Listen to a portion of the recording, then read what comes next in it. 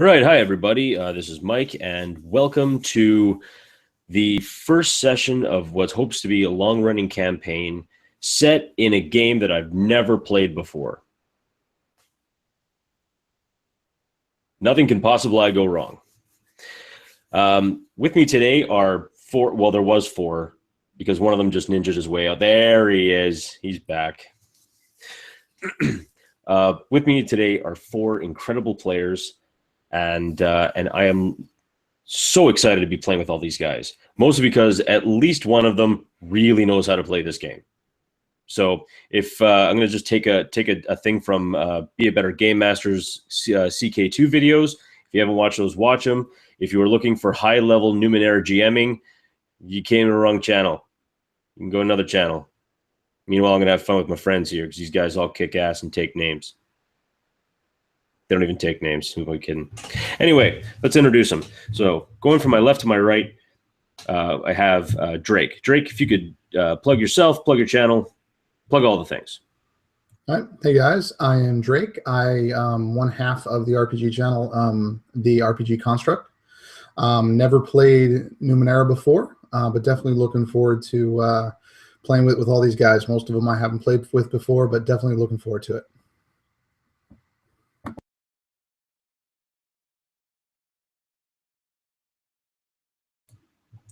Right on. And of course, next to him on his right is Jake. Jake. Hey, internets, it's Jake. You probably know me from Mini Terrain Domain, MTD, where I do terrain crafting for tabletop games, primarily for Dungeons & Dragons, and I also run a ton of D&D 1 over there. And I am super stoked to be playing with all of these fine gentlemen. This is a stellar crew of role players, and I am honored to be a part of them. Have never played Numenera and have no idea what I'm doing.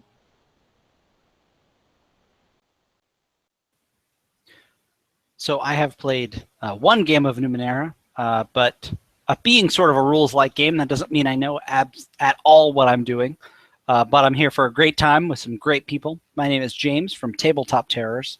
Also 1/4 of Absolute Tabletop. You should check them out if you get the chance.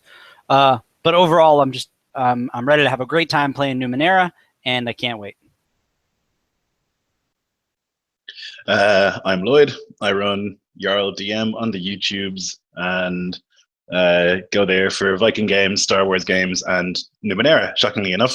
I'm the one who knows the rules, so that'll be fine. And yeah, really hope to get going. All right. Well, we did start a little bit late. Just had a little bit of computer snafus, but now we are good to go. And here's the thing.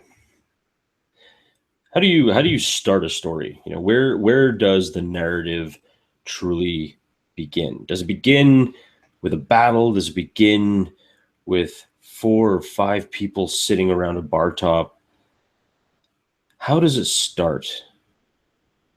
And where does this story start? Where does this narrative begin? And interestingly enough, to answer that question, we have to go into the minds of the characters, of the people now sitting in 4 different hypersleep chambers. And in these minds, these individuals, these 4 people, part of something so much bigger than themselves, they're dreaming. And each one is reacting to that dream in a manner that I'm going to leave it to the players to explain. What are you dreaming?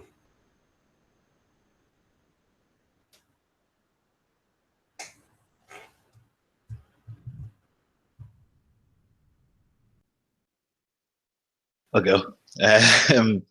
So Ezekiel kind of is floating in his hypersleep chamber, and he's dreaming of home, or what was left of it, and the last moments he spent there.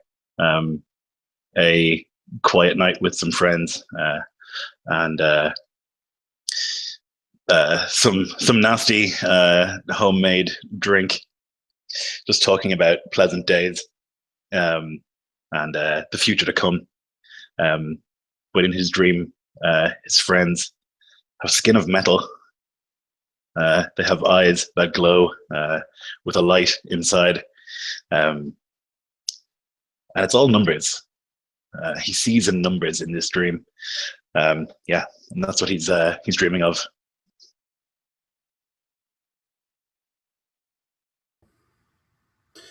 I think that Anders, he goes by Mac, by the way, would be remembering a time not too long ago, a time where he had a family and a wife and a daughter, a time on a prior mission. He would remember and smile when he saw his young daughter, running through the corridors of the ship, his wife smiling, chasing after her. And for a few moments, the smile would just be all that you see, but only on the right side of his face. The left side really doesn't work like that anymore.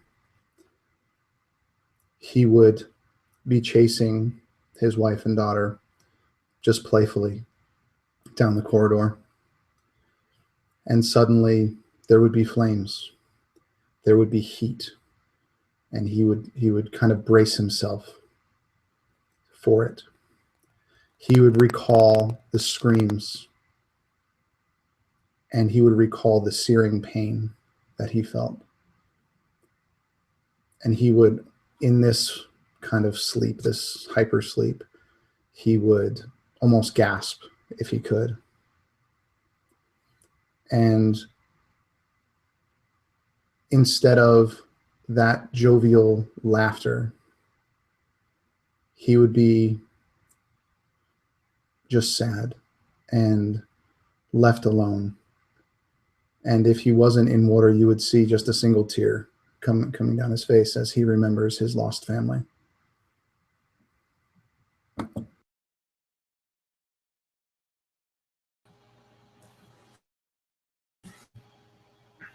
Gavin's dream starts off small at first, remembering his first wife. He had a great marriage, but she didn't want to be married to the military anymore. And they agreed it was best that she leave. Then he remembers his second wife. Got married on a whim. And they did not leave on such great terms. For more than half of his life, the military has been a part of it. Moving up the ranks in combat arms, fighting in more wars and skirmishes than he would care to remember. Flashes of these wars breeze by, fighting wars in far-off lands, and even a couple back on home soil. In flashes of bright radioactive light, scenes flicker by as he remembers some of the more horrific things that were done in the name of peace. And then he starts to remember those last few years in which he no longer fought wars. He worked to unify countries and combined armed forces. But as he begins dreaming this, it starts to fall apart. Things begin to take on a almost digitized and glitching as he starts flashing memory dreams of to him being in this chamber. And everything that he leaves behind on his home world are little more than static glitches and distortion. And as his dreams try to imagine what could be, all he sees is this distortion. And if you were to look inside this chamber, you would just see him twitching kind of involuntarily. Sleep.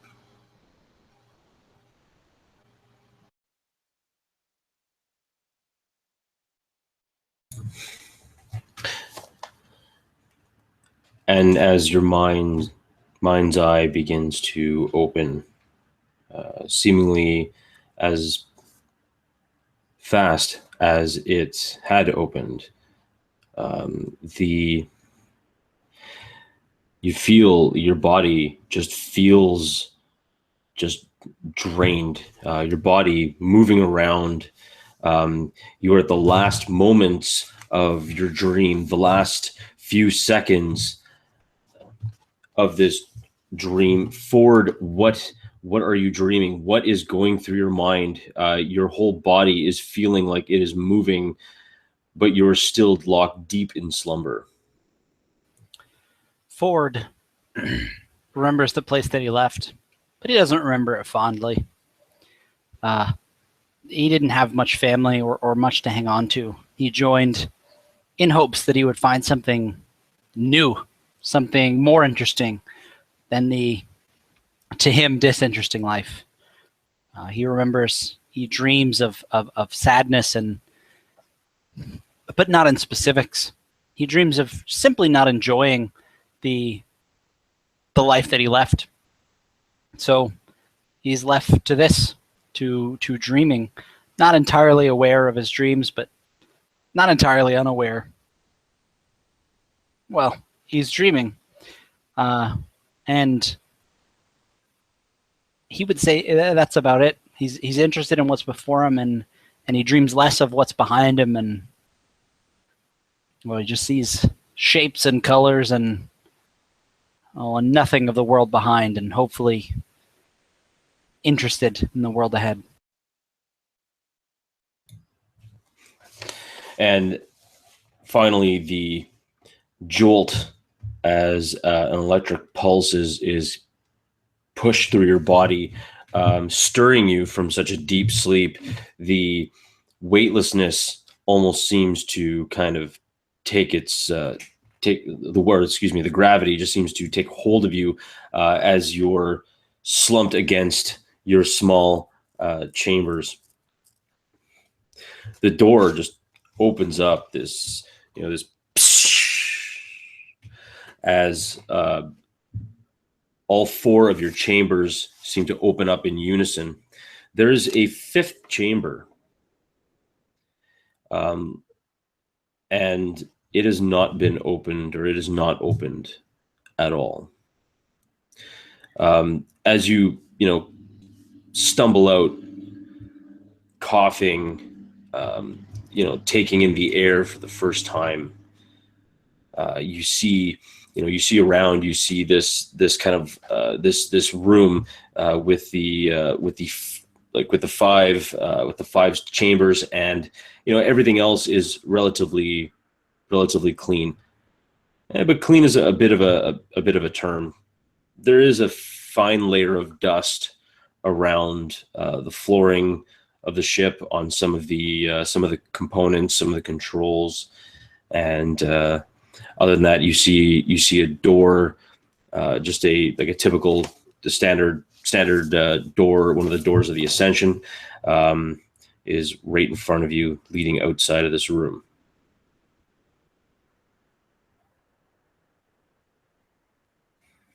I'll stretch really loudly, just, oh, fuck me dead. Oh, God. Oh. There'll be all this popping and, oh, Jesus. Crack all my knuckles and neck as I get out of the thing. Oh. Whew. And I'll look around and I'll say, are we there? And Mac would kind of see what he's doing. He would be stretching as well, but he would just kind of look up and go, "We're not that lucky."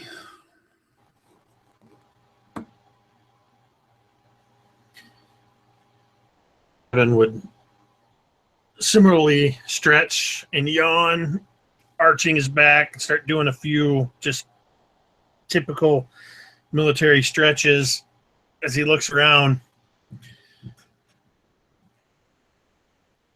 Rise and shine, boys.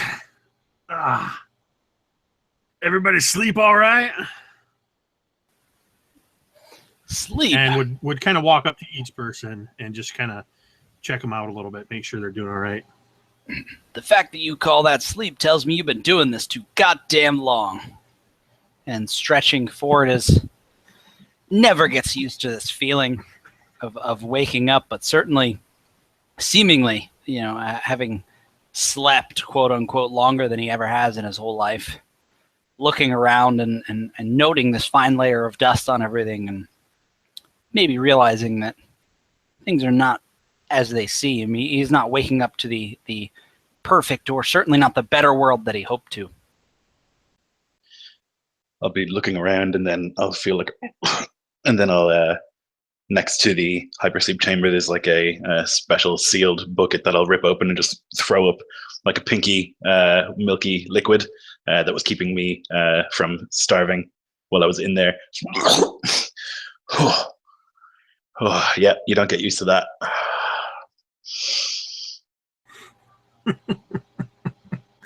Not quite what you're used to in the officer's mess. Mac would really just be silent. He would just be going about just getting awake, just kind of keeping to himself, not just kind of responding if one of the higher ranking people asks him a question, single word answers, yes, no, sir, that's about it. Any man who gets used to that, well, pardon me, but he ain't no man, trust me. There's nothing natural about that. Do we know the name of the person in the fifth pod here? This is about the time Ford would probably notice that something is maybe not quite right with that. Yes, the fifth pod belongs to Captain John Mason. He was the one in charge of the space basically just bringing the ship, the Ascension, towards planet Kepler 22b. Captain Mason was essentially, he would lead the ship is essentially much similar to like a very large cargo helicopter, where you have a cockpit, a main kind of like a front bulk. You have the kind of a rear engine compartment, and then you have basically a large kind of a U-shaped structure that any different types of cargo pods, or in this case, a colony pod. Now, for the most part, these cargo ships were fitted to run high-speed, like 4-day journeys from Earth to Mars to resupply them. But using this and then basically changing the design around to incorporate this new special type of engine that they've added in, these they decided to add a colony compartment. Inside the colony compartment are people just like yourselves in a kind of hypersleep, along with farming equipment, building equipment, power tools, electrical generators, basically everything to get a colony started right away. The colony, the amount of colonists themselves were probably about 570 people on board. Inside kind of a slow rotating to basically like simulate gravity, and it rotated kind of like in the actual object itself. The cockpit did have like a small generator that could provide kind of a false gravity, but it was very much it was an experimental kind of a design. in the rear of the like kind of main forward thrust section of the vessel, there is a door that leads into the whole like the colonist section, where it's just like row upon row of cryo sleep chambers and cargo like massive cargo rooms that have the equipment and the tools and everything needed to start building everything. Wouldn't you mind waking the captain while I remember what being awake feels like? I'll look to one of the two burly gentlemen, and I'll move away from the captain towards the terminal if I can. As you... Sorry, go ahead. Oh, I was going to say, I would walk up to the cryo chamber and kind of rap on the side. Reveille sounding, sir. And kind of peer inside. As you peer inside, the kind of the suspension liquid that kind of puts you into this kind of a almost like a fetal position. It also provides nutrients, to your body, to your bones, to actually keep your muscles energized, and to like basically quickly put in proteins and other things, so you don't have to worry about long-term atrophying or anything else as far as your muscles are concerned. This time, when you look into this kind of like what should normally be like a clear, almost like water or like a clear hair gel, kind of a fluid, what you see is just this brownish, brackish, sludgy kind of a fluid that just seems to be slowly kind of turning, as if it's kind of on a motor, and it's just slowly turning and like just slopping against kind of the side. You don't see anything in particular. You can't even see fully in. You just see this liquid. I think at this point I would start kind of reaching over to where Zeke was moving towards the terminal, and I'm just kind of reaching out to him while staring into this thing, and I'm like, oh Jesus, Zeke. Yeah. Mm-hmm. I think we need you over here, sir. This is and I back. You need to take a look in there, man. Yeah. I'll come over and then I'll see that it's like brown and sludgy, and I'll just put my hand to my mouth.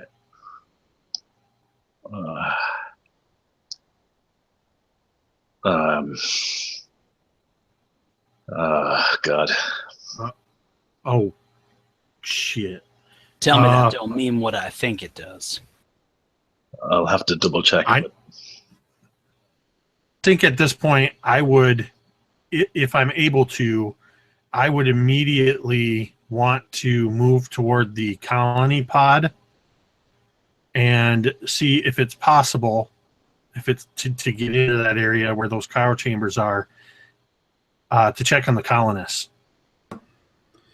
And Mac would kind of notice what everybody was, he was pulling Zeke over, and he would come over and just look at the captain in this sludge and just be like, another one. Doesn't anybody live in this godforsaken place? And then just walk away, because he knew he couldn't do anything at that point. I would see if I could do anything. Like I would go down to I would imagine there's a little like terminal on the side of each hyperspace chamber, and I would just like try to do what I can, try and activate and see what had gone wrong. And Ford, knowing that he was never one to be on the side of these whatever gods it is, whatever gods that decide these, we'll say, random things.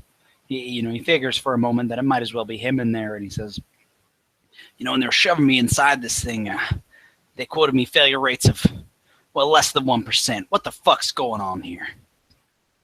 And he would 1% start, is. Sorry, go ahead. he would start freaking out a little bit. Being just more or less a scientist, he would only look back to his own pod and begin examining the color of his own liquid that came spilling out when he came out. I'll just say 1% is still a percentage. I would say Mac would walk over and go, I guess he's the 1%. And I would stand at this terminal and I would call out Ava. And you kind of hear this like kind of chirping. Like,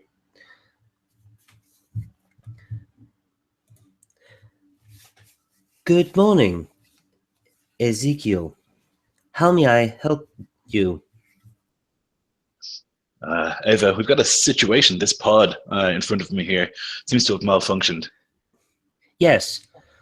Power was diverted. Why? Systems were critical. We're going to need more information, Ava. Why were systems critical? Loss of power. Christ. Ava, can you tell me what the current, and not really knowing the sort of terminology or understanding the level of intelligence tries to word it in such a way, can you tell me the status of the colony pods and maybe the rest of our vessel? Ezekiel, to the bridge. Oh, All right. Let me go with you. Let me go with you. You don't know what's going on. Let me go with you. Absolutely. Yeah, I think we should all go. And I'll look around. Are there like I assume that we're naked. I would look for like something to put on, especially if there are like breathers or something like that. Well, actually, you are clothed. You think of it, you're wearing, excuse me, like a kind of a bit of a neoprene suit, kind of a specialized suit.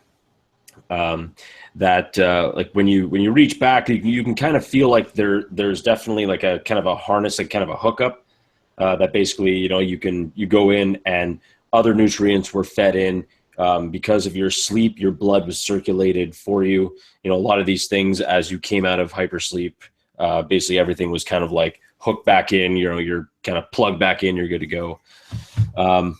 You do see a kind of a closet, like kind of like a small closet, 4 of them in a row on the right-hand side of the door. Each one has your names on it. Opening it up, which I assume you guys would do, you just see your clothing, basically like, basic stuff. I'll say, Ava, I need a reading on life support systems and gravity between here and the ship and the bridge. Life support, nominal. Gravity, nominal.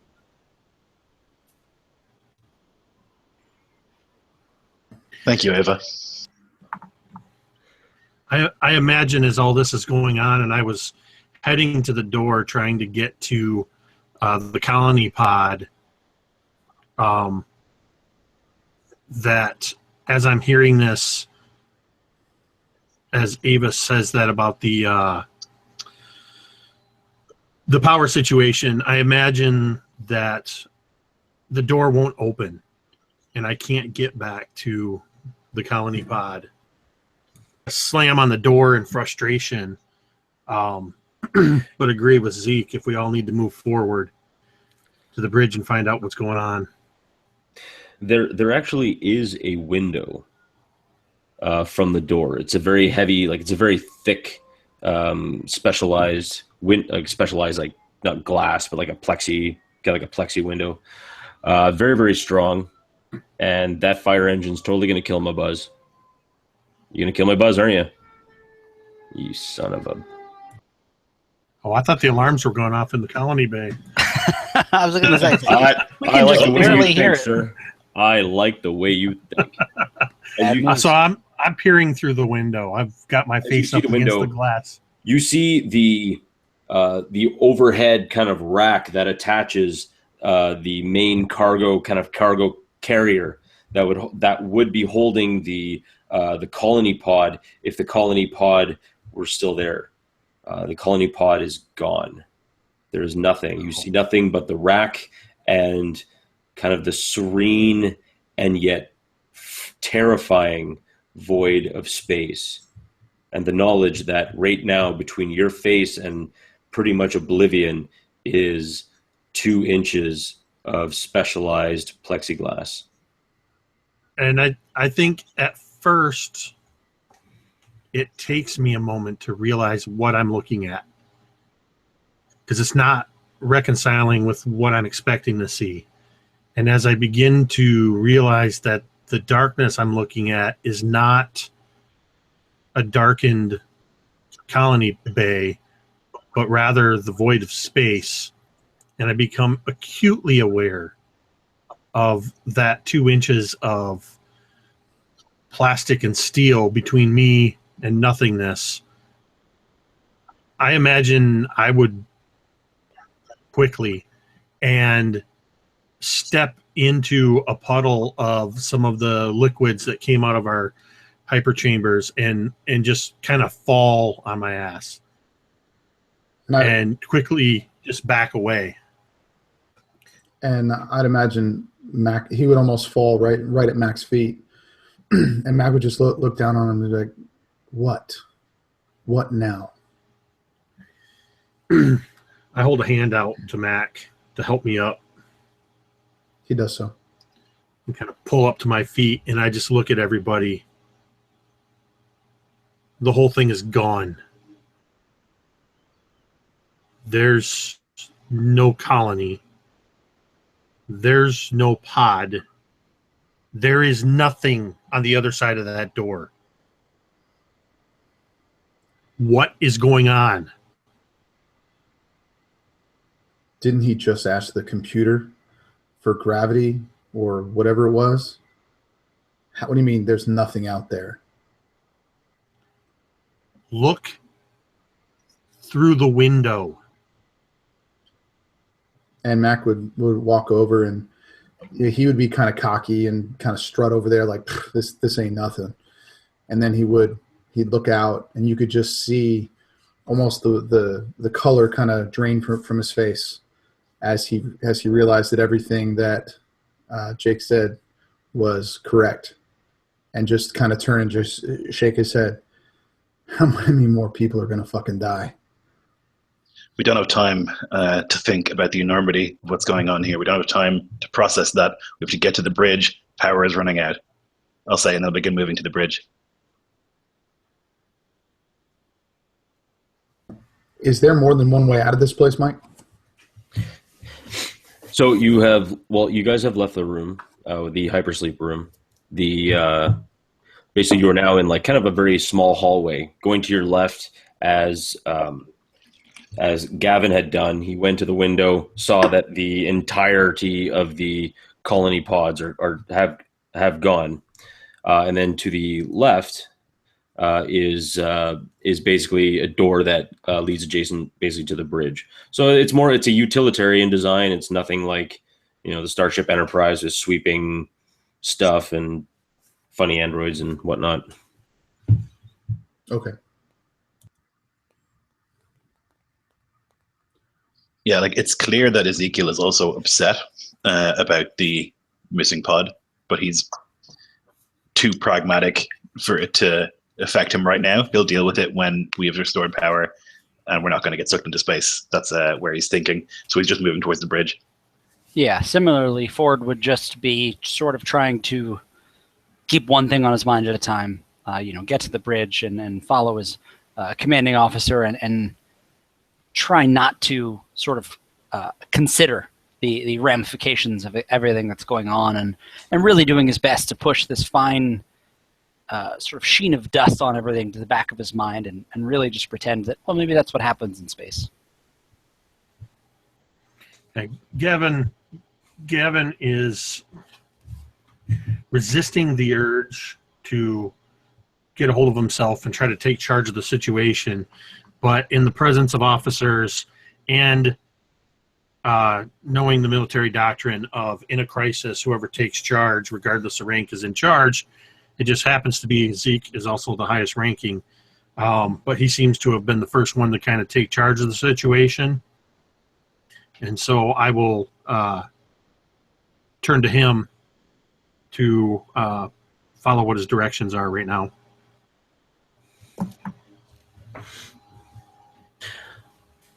All right. So as you enter the cockpit, you see that it's a fairly open kind of an area. There are 5 different stations. One for thrust and communications. There is a captain's kind of an area where much of the controls can be brought through. There's like a couple of like joysticks which now have a very thick gathering of dust along the kind of that that rubber kind of ribbing that people normally attribute to the joystick. You see consoles that are basically almost white, like a thick white coating of dust all the way across them. You see in one area where the communications would be, you actually see some of the dust glowing a bit red for a moment and then off, and then glowing a bit red for a moment and then off. Being that Mac is kind of the security guy, would he know, like, kind of the layout here? Would he know what that flashing red meant? Would he know what was on that panel? Again, it's communications. There's a very good chance that your character would probably understand that, obviously there's something on it, or there's something running, or there's something saved. Perhaps wiping off the dust, you might be able to see maybe either what's underneath, or maybe the dust is glowing red and it's gonna like suck your brains out. I would go immediately over there and just kind of take a closer look at that light. Okay. As you walk towards the dust or the console, you see quite clearly now that it is a blinking light underneath, just caked over all this thick dust. And it's amazing that you don't even know where this dust came from, because this ship should have been sealed and there shouldn't be any dust anywhere. But at the same time, it's just covered in this white stuff. As you brush it aside, you see one button, or at least one like toggle switch has been lit up red, and it just keeps blinking on, off, on, off. And Mac would walk over to Zeke. He'd say, "Sir, this might be something that you would want to check out. This isn't my area." Sure. Yeah. And I'll move over there and I guess like wipe some of the dust away and put in a code to like enter into the screen or whatever, see what's going on. Sure. You put it in, and you hear Ava's voice pops up. Ezekiel, you are now captain of the Ascension. Old captain's logs standing by.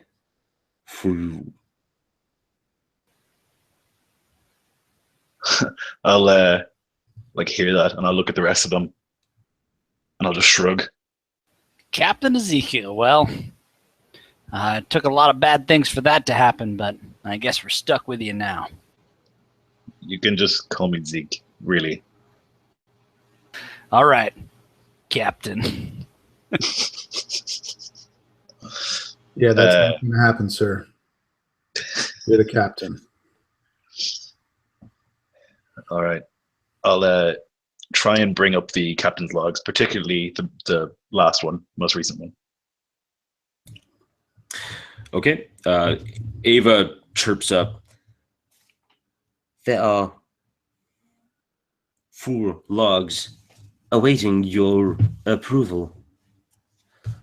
Log entry 13th August 2059. Captain J. Mason. Final systems check complete. Everything looks 5 by 5. Looks like I'll be tucking in 300 people in an hour. So we could be on our way to the Kepler system and our first step towards intergalactic expansion. God, I'm very happy with the crew assembled. All of us are topping our field, and it is an absolute honor to work with them. Log in. Second log, 28 August 2059. Something's off. These damn engines should have been tested more. We've been working our asses off trying to get the damn micro leaks repaired, but it's to no avail.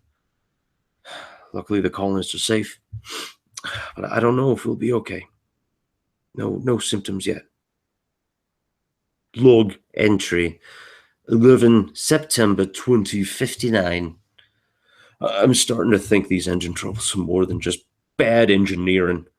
We're almost at Saturn. My God, what a sight. I can't shake the feeling that if I don't figure out what's going on, something bad's going to happen. Final log, 3rd November 2059. I knew it. I knew it! I found the bastard who's been sabotaging the ship. I can't believe he's responsible. You're Neptune. Term. Only hope. Sleep. Deal with. Planet fall. God help us. End log. Final log.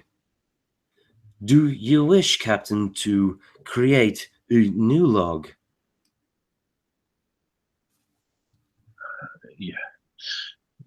Yes. What's the current date, Ava?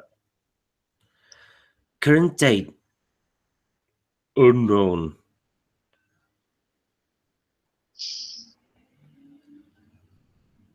Ford's eyes widen. What do you mean unknown? The hell is going on here? How long has it been? Certain Sorry, go ahead. systems. That's okay. Certain systems had to be turned off in order to preserve life support. Chronometer disabled. Warning. Collision in 20 minutes. Collision? With what? Collision with planet in 20 minutes. Oh, fuck. Ava, controls, bridge controls, engine controls, are they active? Yes. Controls active. Oxygen. 15 minutes till depletion. Oh, God. I don't Ava. need to be a scientist to know that math. Ava, are there exosuits, rebreathers aboard still? Exosuits. Storage bay. 1 Alpha. Components. Storage bay. 1 Alpha. Ava, can you bring up a map of the ship? And actually, instead of bringing you up a map of the ship, you suddenly see what looks to be hidden lights suddenly kind of lit up, shot down, and then makes a quick arc over to the right, kind of like emergency lighting on airplanes. Just suddenly, brr, brr, and it's kind of like points in the direction of this kind of like a small offshoot room. I'll turn to Mac and I'll say, can you grab whatever you can from that chamber? I'm going to try and take over controls here. Yeah, of course. What do I gotta do? Just follow these little lights? Follow the lights, take everything you can from that chamber. You got it. I'm with you, Mac. Let's go. Let's roll. And you would, as quickly as possible, go.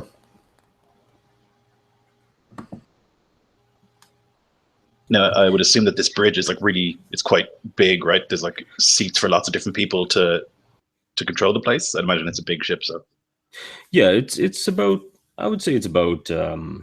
It's definitely it's large enough to actually, if you were to cram the place full of individuals just standing up, you'd have enough room for probably about 35, 40 people. So it's fairly open, Okay. but you also have like only 5 seats, enough for all the consoles and all the other bits, and everything else to kind of keep everything under control. Currently, the front viewports are down. As you guys begin to spring into action, Ava, like the viewports suddenly like start to open up, and you actually just see like a very peaceful space, and then suddenly a planet, and then peaceful space. Very, very quiet, very beautiful. And then suddenly the same planet again, and then suddenly the same planet after that. It doesn't take much to realize that it looks like you may be tumbling towards this planet at a kind of an accelerated rate. Hey, Mike, would there be anything around that I could grab? Anything, just any bit of metal or something I could use as kind of like an improvised weapon where we are, something along the way, just in case?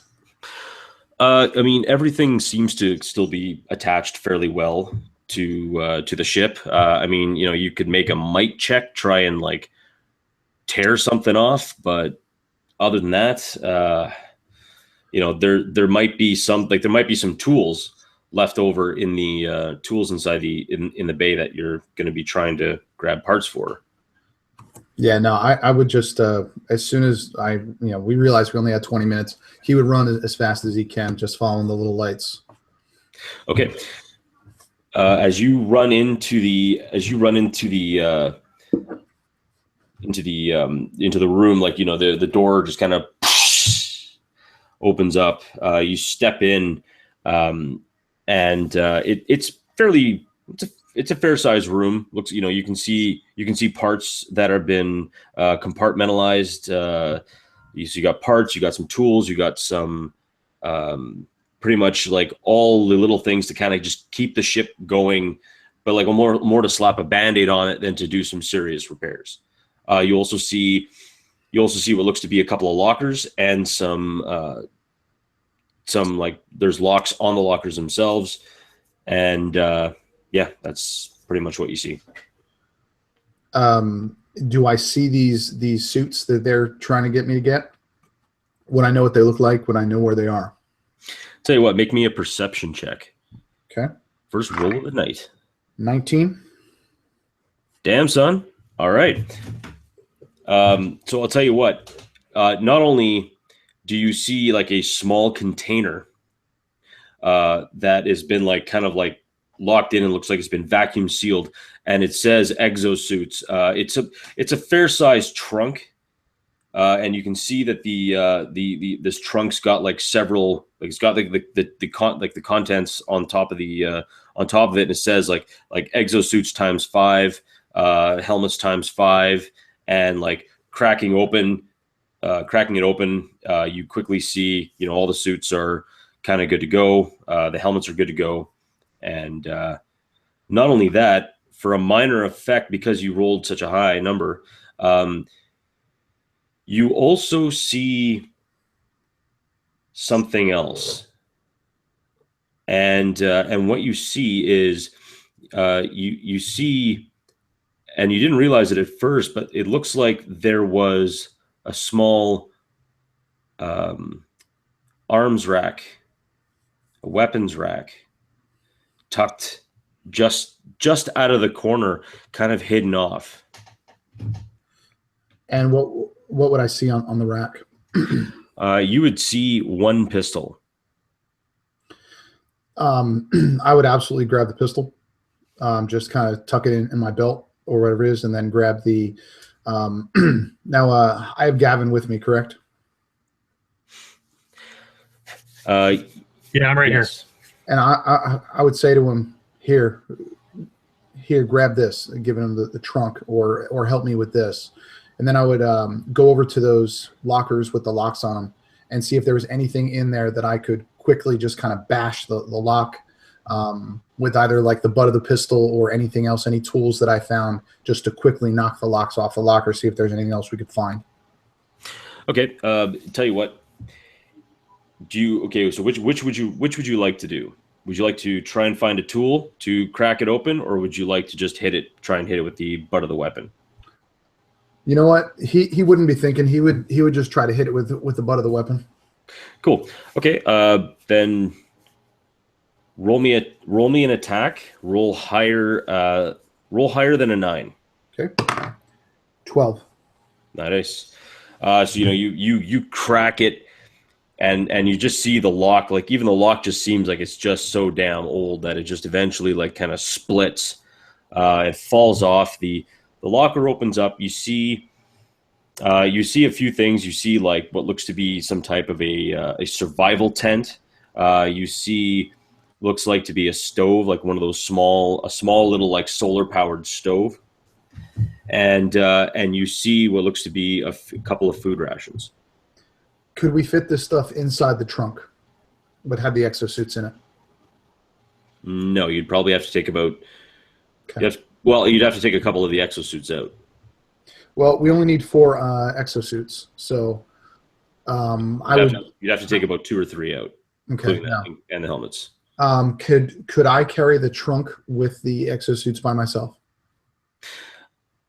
You could try and drag it, but I mean that would be relatively tough. Okay. Just set all this stuff on top here, and if we each grab an end of the trunk, we can carry everything. Or we can try. There you go. That's what I tried to do then.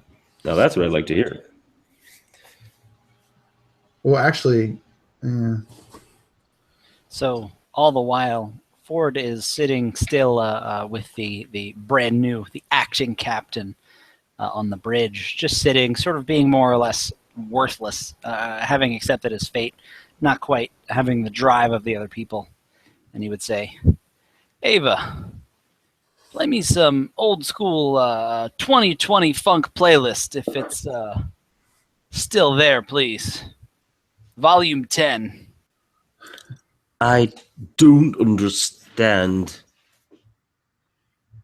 I will turn to look at Ford and raise an eyebrow, and then I'll say, "Are you fucking insane? We barely have oxygen, and we're going to put on funk tunes?" Insane? Listen, if we're going to hit the surface of a planet at, well, over a couple 100,000 miles an hour, well, you better believe I'll be listening to the sweet, sultry tones of John Tone and the Freaky Boys. We're not going to do that. I need to resequence the dorsal auxiliary impulse system, and then I think the thrust assembly is offline. I have to reroute power through the flow regulators. But once I've done that, I think we'll be okay. Well, Captain, quit trying to handle it all yourself and give me a damn order. Okay. He stands up. Resequence the dorsal auxiliary impulse system. Go and do that. I'll take care of the other thing. I think I remember that from Academy. Let's see here. And he'd start fiddling around and pressing buttons and wiping a lot of dust, coughing and possibly sneezing once or twice.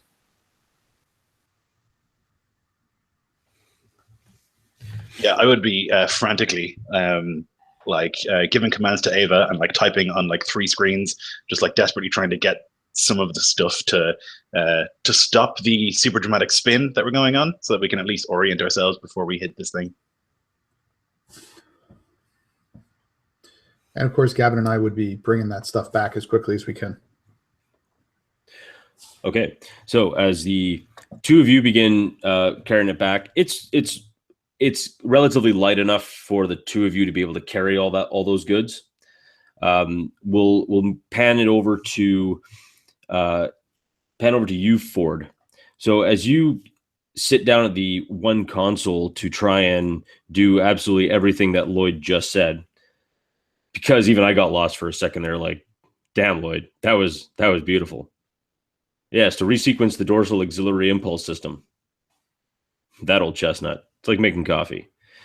You head over, you sit down at the station, and I need you to make me.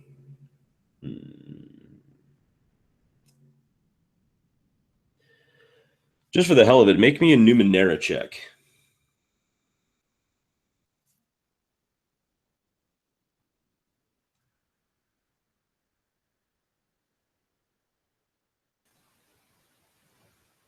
Who's that now? Just roll a d20. Oh, but you were telling me? Yes. Oh, I'm sorry. I You're missed Ford. that. Okay. Oh, no, you're right. You're not Unless wrong. unless you change your name to Cabriolet, in which case I'm going to reach in this internet and smack you. I rolled a 20 because that's usually what happens on my first roll with my game science dice. Oh my stars and garters. Thanks, Tim.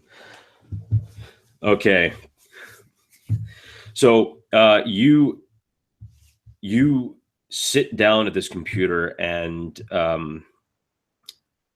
if you were to watch one of the final performances in the Sydney Opera House before it collapsed in the earthquake of 2048, you would have seen one of the most incredible piano phenoms of their time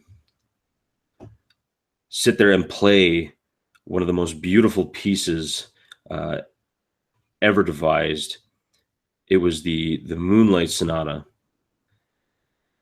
and listening to the keys, listening to the music, the sound, the speed and dexterity of this person's fingers as they just tickle the ivories and play this beautiful music. You know, it is an emulation. It is a perfect it is a perfect simile to what is happening at the computer now, as Ford simply becomes one with the computer systems. It just begins to type through the whole system. Not only begins to reroute itself, you actually get oxygen through, no problem. And as a backup system, just to show off and be that kind of a guy, you also manage to hook up the stabilizing thrusters and finally pitch the ship up ever so slightly to keep it from spinning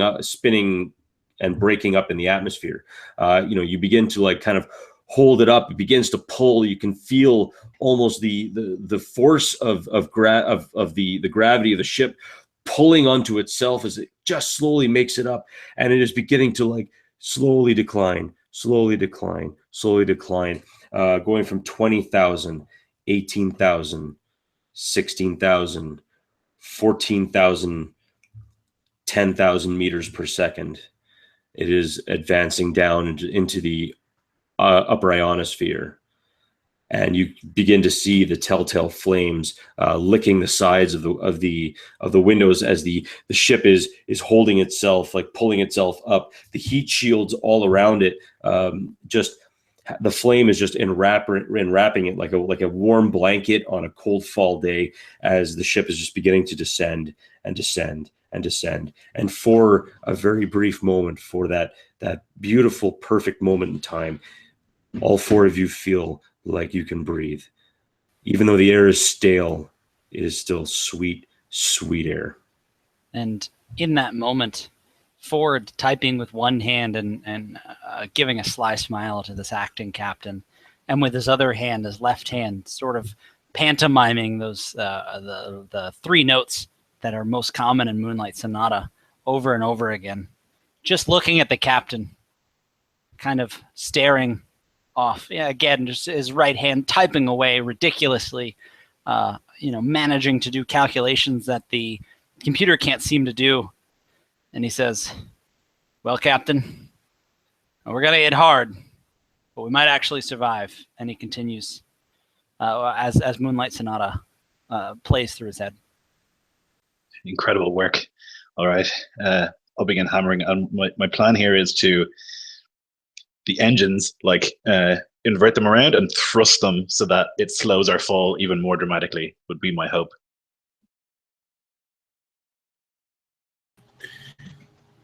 I know you guys are busy wrangling this ship, and we truly appreciate that, but you're going to want to get these on in case the thing breaks apart when we hit.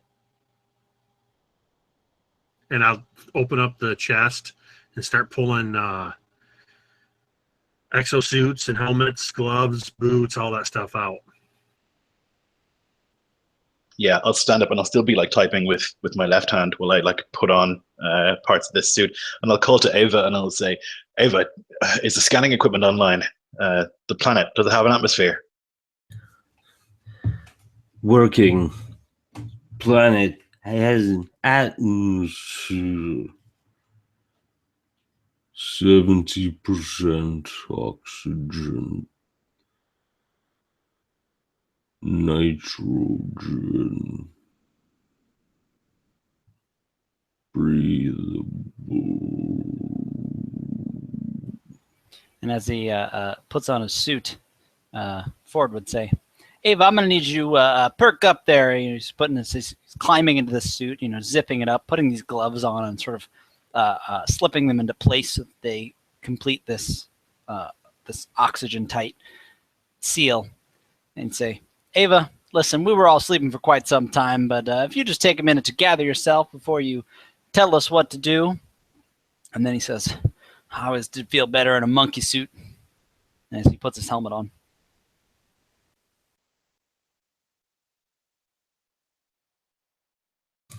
And you, as you click, as like the helmet kind of clicks into place, you feel that kind of inrush of breathable air that kind of the ship starts descending slightly slower, but still you're still traveling at 5,000. No, well, you're now at about 6,000 meters per second, which is in imperial shit ton. You're going really goddamn fast. It's 3 miles a second. Yeah. Well, we're Mr. Math. You definitely did your homework. And realizing, seeing on these meters in the computer, despite everything he's done, despite everything the captain has done, realizing this is going to be one hell of a ride, he sits down and straps himself in and says, well, boys, as soon as you get those suits on, you might want to strap yourself to this ship, or, well, let's just say it's going to be a bumpier ride than the one we felt back in boot camp. And I think Gavin would have already had his suit on, and as Ford's saying this, he's just locking in his 5-point harness. I'm way ahead of you. I'll feel much better when we're on solid ground, assuming we survive this. Exactly. Assuming we survive, well, back on the planet we came from, there were gods above, but, well, who knows who the hell's watching us out here, so good luck to you, and either way, see you on the other side. And you can hear the rumbling now of the ship as it's starting to slow. The small SS thrusters have basically spun around and are just trying to push against the ship, push against the atmosphere as it heads down further.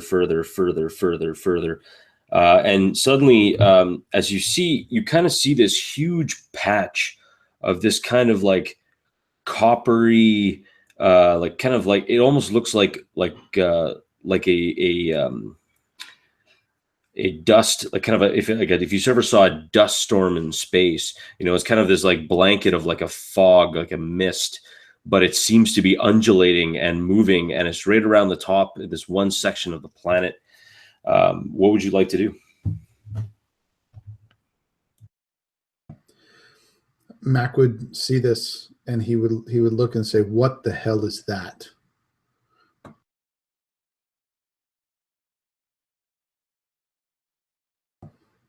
I think he could be still too focused on trying to stop us crashing at 3 miles a second. So he'll just be like still typing. He won't even be looking up, just like desperately trying to slow the ship.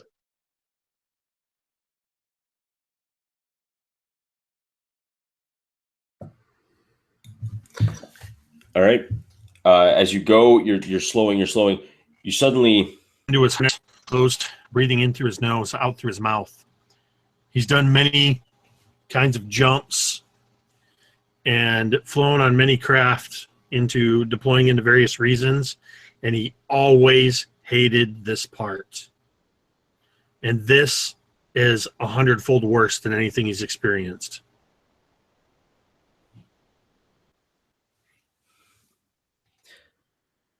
And there we go. As you finally hit this like kind of layer of like cloud and like almost organic cloud, suddenly I need you. What's the best way to do this? I need you to all make kind of balance checks for me. It'll be a difficulty. Well, needless to say, roll me a 15 or higher. I'll apply some effort to that. Okay. Do we get a bonus So for being strapped into I assume a it's chair? might. I believe it's. I thought it was speed. Okay. But you also know a lot more than I do, so. No, it's really just a choice that you make. Oh, okay. Then it would be. Yeah, I would say it's might then. Okay. So if I have an edge with might of 1, what do I need to roll? So for you, it would be you need to roll a 12 or higher, because it would be down by 1. Okay.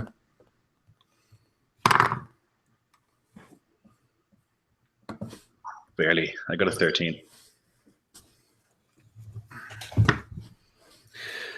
Okay, so for both Ford and Anders, or would you prefer Mac?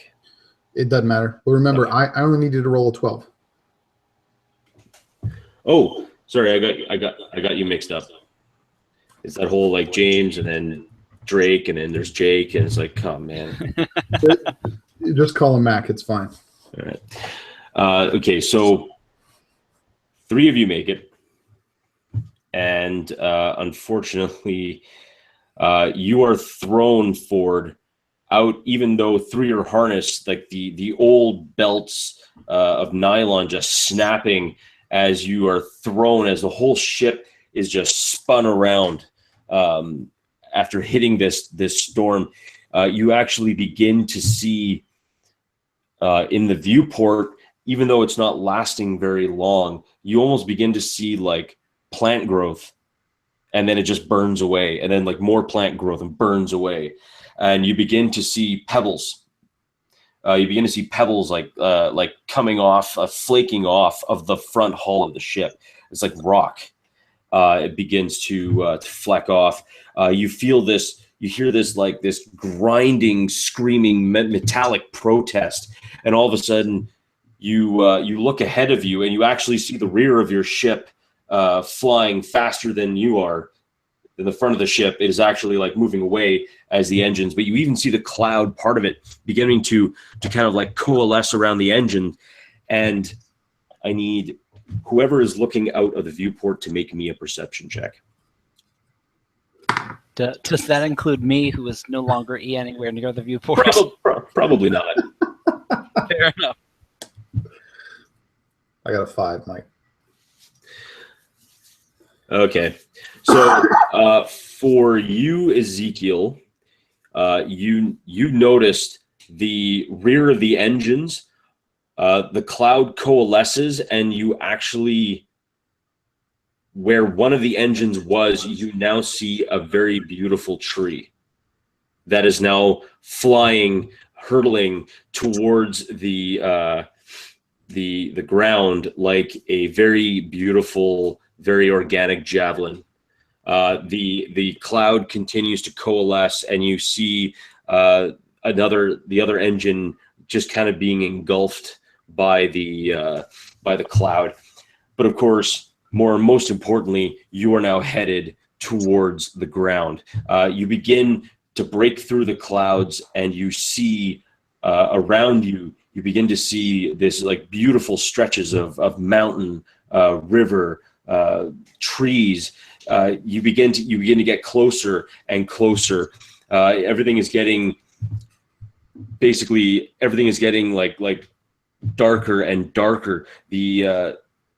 basically there's almost no way to control the ship now as you begin to just try and like hope on a prayer on anything to not die. You're just hoping you've slowed down enough, and you finally hear like this kind of screeching, massive crash. This as you hit the earth and actually bounce off. You go sailing over a river. You land into some trees. You begin to skid along the bottom. 4 of you make me balancing checks one more time. Be a difficulty of or difficulty level of 3, so more than 9. Oh shit. Okay, Gavin, you're going to take 2 points of might damage as you're thrown around the cockpit, not being able to hold on. The others were just managed to like grab onto something as they realized that they were heading towards planetfall. As it slowly skids to a stop, the ship, Ava, you can kind of hear like sparking and snapping of electrical lines being torn out and kind of hung limply. The computer or all the consoles are like the back LED lit lights are just kind of flickering. You see like a couple of like really small fires, like just smoke kind of billowing out of certain areas. All the protective like specialized plexiglass has been like smashed completely inward, and you hear finally from Ava, "Son found."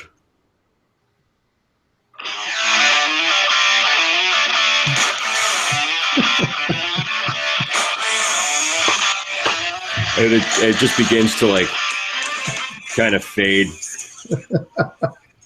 That's great. Locrius, please don't sue. Thanks. By the way, folks, that was Planetoid. Check out Planetoid. Go on YouTube, check them out, buy their stuff, buy all their things. Okay. Thanks, guys. All right. As the planet just kind of, as the ship kind of begins to settle, what are you guys doing? How are you guys reacting to what you see around you? So I imagine in that last sudden jar before the ship came to a screeching halt, that Gavin's entire seat comes unbolted. He's still strapped in. And the seat just goes hurtling across the bridge. And I imagine Ford is like kind of tumbled up against one of the view screens. And as he looks up, he sees Gavin in his seat tumbling end over end toward him. And the pedestal mount of the seat just goes into the display screen like inches from Ford's head. And then as the ship comes to a halt and debris kind of, imagine there's sparks and some wires and that music kind of plays out, Gavin just, he hits at the release on his harness, and it takes like 2 or 3 tries. He's like, God, no, pulls the harness off and just starts pulling himself up. No. I'm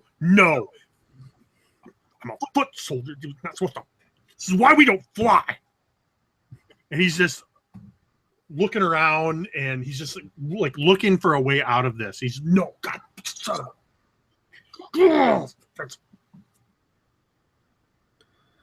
Mac would have, he would kind of sigh, and he would, the whole time he was sitting in that chair with the 5-point harness on, and he was digging his fingertips into the chair, and for the first time since they all started descending, he releases that tension, and he has actually cracked part of the chair, the hard plastic. It's actually cracked under his grip, and he just gently releases it.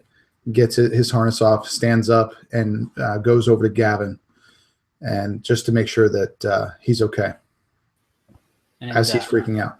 as this the ship is coming down, you just hear a "Woo!" Why, thanks, Ava. That's my song. Sitting there just in a seat, completely disconnected from this ship.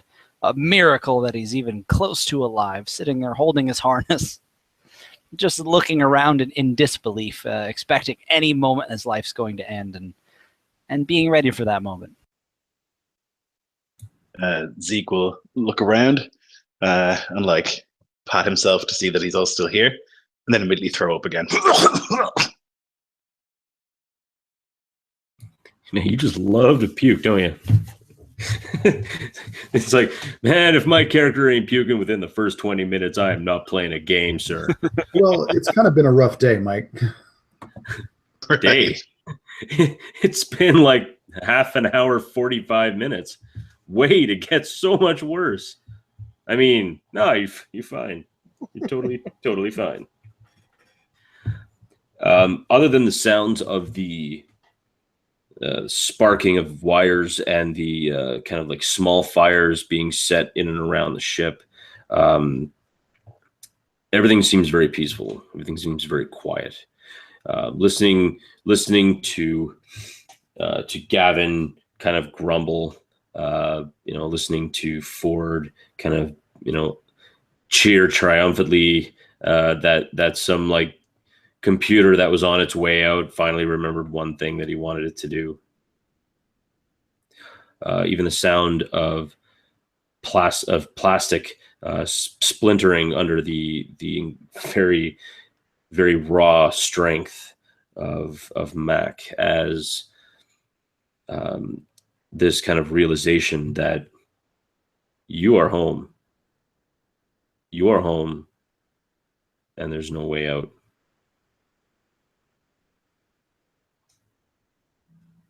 And that's where we're going to take a 5-minute break. And I'm just going to quickly, we're just going to quickly take 5. Ladies and gentlemen, to those 2 of you that are watching, thanks. And also, if you are not part of Absolute Tabletop, highly suggest you be a part of it. It is a great place for people to get together, find games, playing games, have a great time, and just be part of a great, positive, wonderful community. Also, the Tabletop RPG One-Shot group, another great group that if you're looking to play a game and maybe you have a hard time with it, or if you're having a tough time finding players and you're running a game, or so on and so forth. Sometimes, you check it out online. It's a lot of fun. It's very similar to Tabletop, and no one spills like pop on your character sheet, except for yourself. So, see? Win. That's a big win right there. Anyway, so we'll be back in 5, and we'll hope to see you soon. Thanks a lot for watching.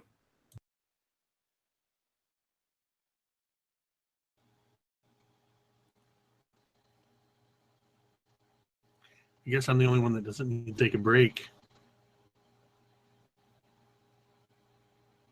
I'm having a blast in this game. This is Mike's descriptions as GM. Ridiculously awesome. He's killing it tonight, and everybody's just helping to make this a really awesome, visceral experience. It's where my kid, there's a point, I don't know, half hour ago, where you can see me jump. My daughter, all she did was say my name and scared the crap out of me because I was so invested in the story. This was one of the most awesome ways to start a game. Never played Numenera. I barely grasp what the rules are, but it doesn't matter. We're all in this. We're not playing it in terms of what are the mechanics of it, so much as we are just playing our characters in this world that we're discovering together, and it's freaking awesome. It is so awesome. I love seeing how each person's character, and Lloyd just owns that tech role and taking charge as the new captain.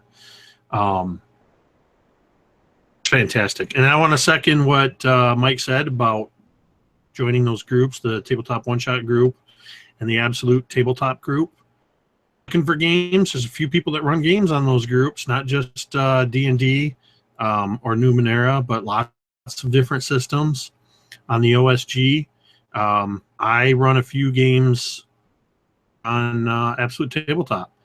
I have a Pulp action pack coming up in a couple weeks on October 4th on the Absolute Tabletop official group. There's a interest post for it. I'm still looking for players, gathering interest for it.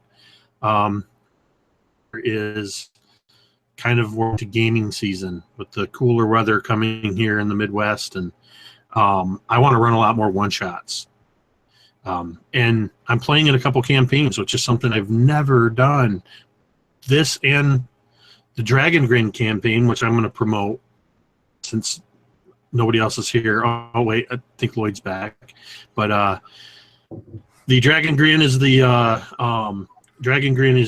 homebrew world from Absolute Tabletop, and our friend Drake here, Anders Mack, that group, and we're starting off same thing, level 1 in a brand new world, playing out new characters from Absolute Table's races for that, and that's awesome as well. So you guys are back. I don't have to keep talking. I didn't need to take a break, so I felt like filling the void. Yeah, and we are on session 2 in that Dragon Grin campaign. So if you go to the RPG Construct channel on YouTube, you can watch Jake and a couple others spend a lot more time than I expected in a certain spot in that first session. But no, it was a great game. We had a lot of fun, and definitely looking forward to doing the next one.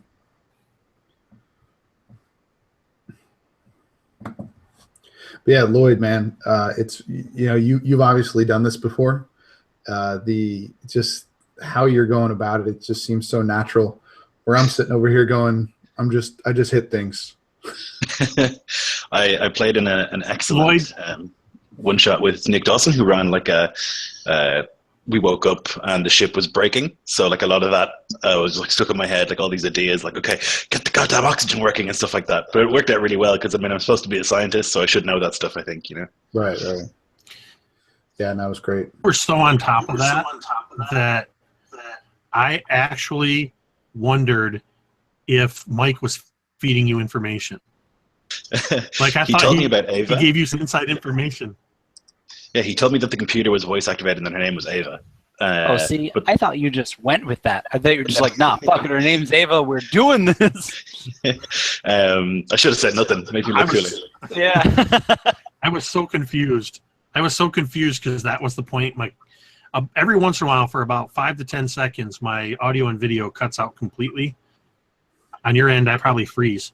And I'll lean back, and you were talking to Ava. And I was like, how long was I gone? So it's like you're actually on the ship. You're like, oh, there's like 10-second intervals where I just don't know what's going on. Maybe is there a focus that has something to do with time shifts? That's my guy's power. Is I just randomly I'm skipping through time.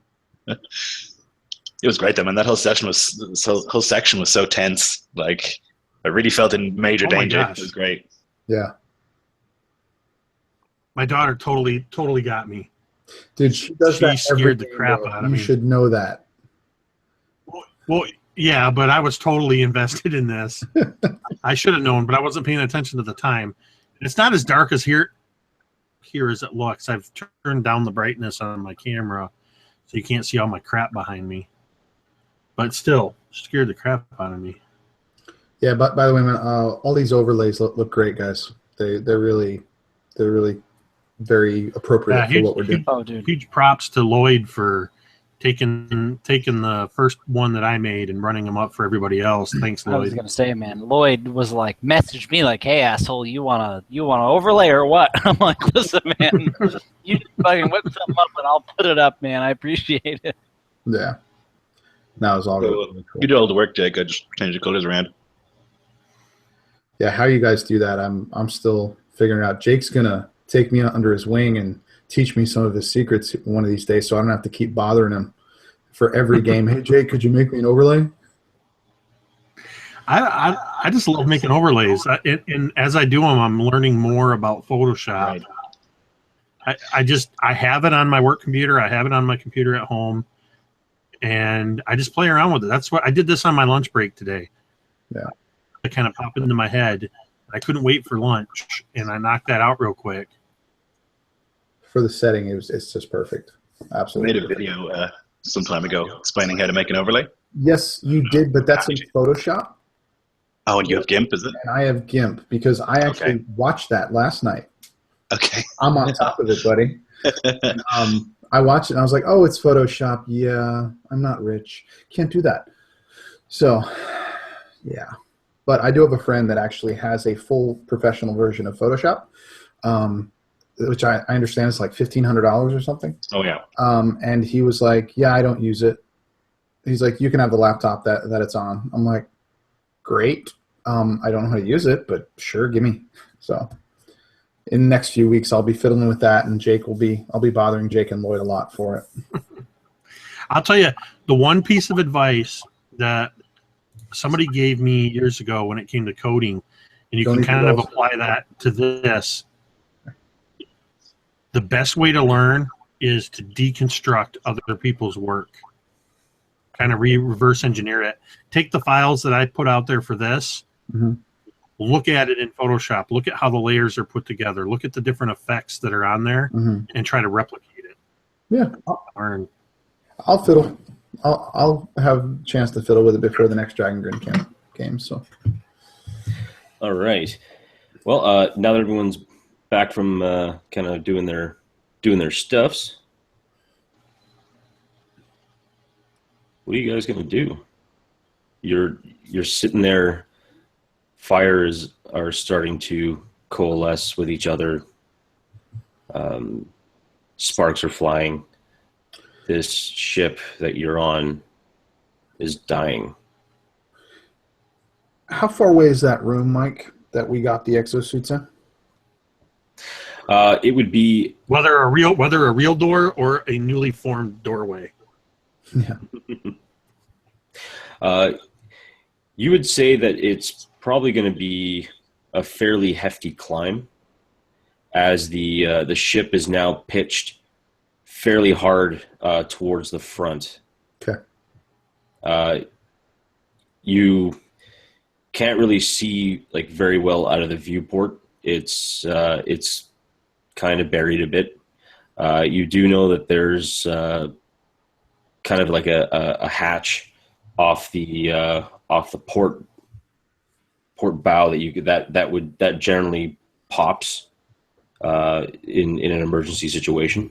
So you're fairly confident that if you can get yourself over there, if you can do your kind of a climb over there, you can probably like hit the manual release and blow the door.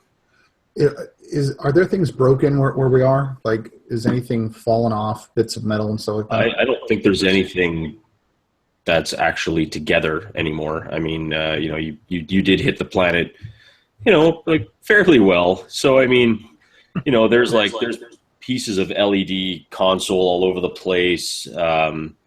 There's some wiring that's hanging down. There's like bent pieces of stanchion, broken. I think one of the chairs actually like came right off.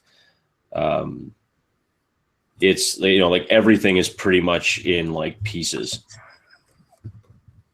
Okay.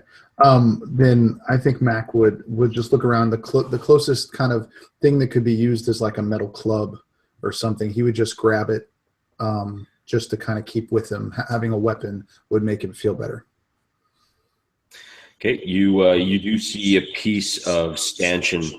It's kind of bent and like snapped over. It almost looks like not quite a mace, but like kind of like just a definitely a big hardened club. I'll absolutely grab that. All right.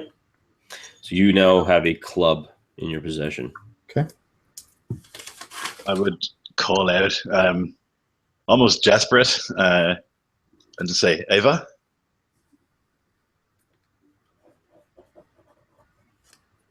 and when there's no response, you would see him look upset, more upset than when they realize the captain wasn't here.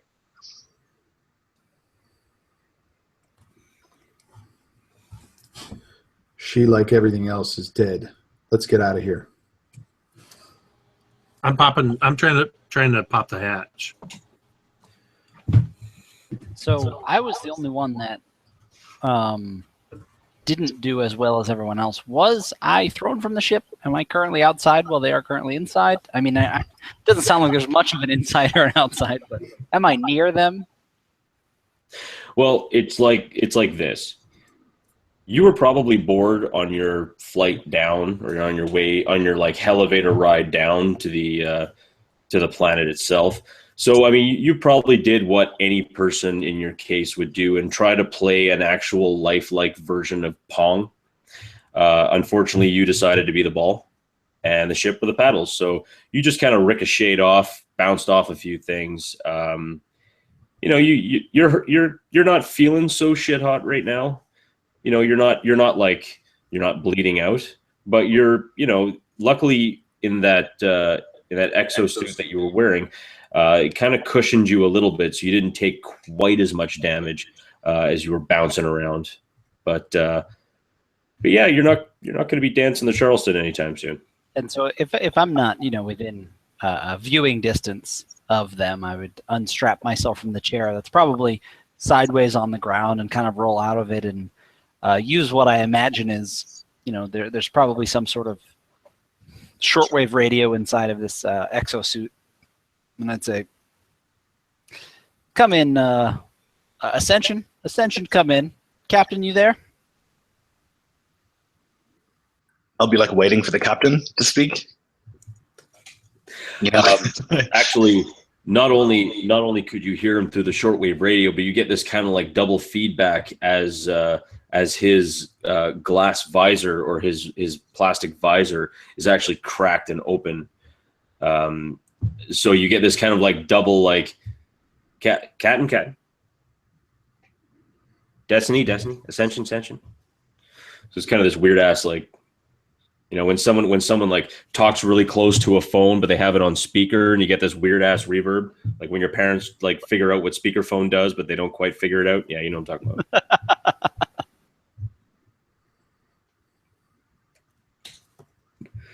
So I guess after a couple seconds, I'll realize that he's talking to me. Yeah, Ford. Where are you? That's a really good question. And rolling around, I imagine I'd be within viewing distance of them, right? Or am I that far away? You're nestled up, kind of in the fetal position, but you're like kind of like lovingly embraced with your chair. And you're up against kind of like the very front viewport. You're just kind of like wedged in there. Like kind of reaching up. You can kind of feel this kind of like kind of a main strut in the in the very very bow of the vessel, along with the viewport. So you just kind of like reach up a hand and just kind of try and pull yourself up. So pulling myself up with that, I'd say, copy. I'm still with the ship, or at least what's left of it. Status report. Everything's fucked. Well, sounds about right. Well, maybe if we could meet up, that would be great. And sort of pulling myself up and trying to stand, decidedly not doing any Charlestons. I would try and look around and notice this crack in my visor. Are we talking like I can't breathe crack, or we heard Ava talk about that there was some oxygen? Am I having trouble here? You're muted. I know, this is stupid. You click on the button, it's like, no, I'm just kidding. I'm not going to let you talk. Stupid Google. There's a hole. There is a hole in your mask right now.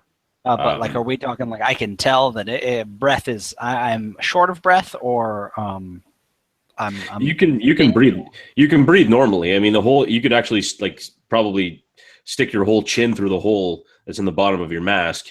You know, it's fairly big. Like if you wanted to get any sort of, you know, I don't know, it's not exactly basically it's a pretty suit you're wearing with a silly mask that's got a big asshole in it that won't save you from nothing. Yeah, so basically with that, you know, noticing that this hole is this mask is no longer the only thing between me and sort of depressurization, I would remove it because it's probably the cracked glass is probably more in the way than anything. And again, a similar sort of theme of realizing that if my life's going to end, well, this is it. But assuming this isn't quite the time, I would take off the mask and drop it in what sounded like it was this copper sand we're near, or it just looks like some dirt, kind of a kicking, like kind of like in like on the coming in a little bit on the ship, and that's pretty much it.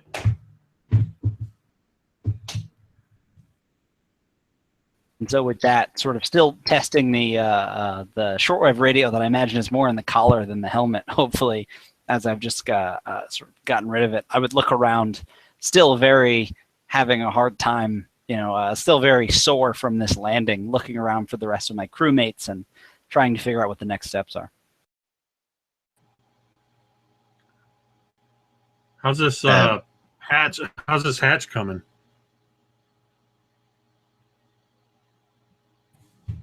So what I need you to do, as you kind of get up, you know, slowly, like, you know, you pull it with like just with your strength, you just tear away at this thing, you know, hitting the ground.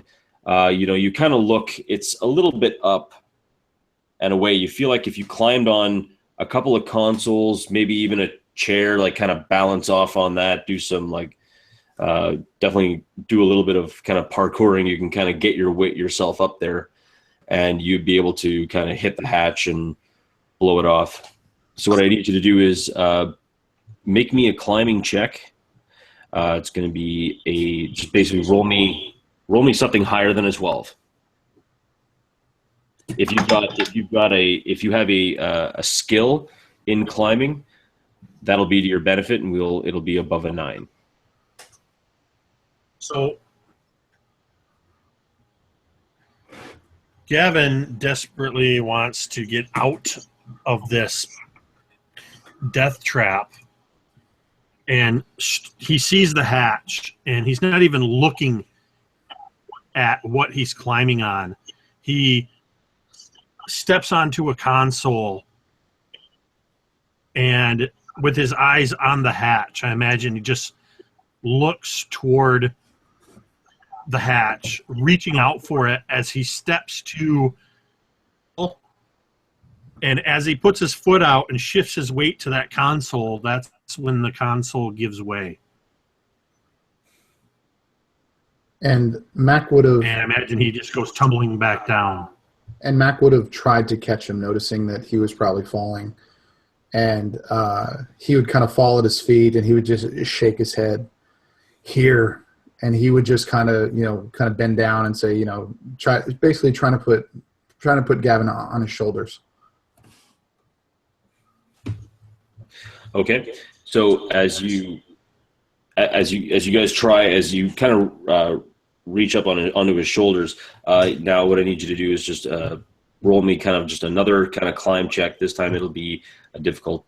Just roll me higher than a 6.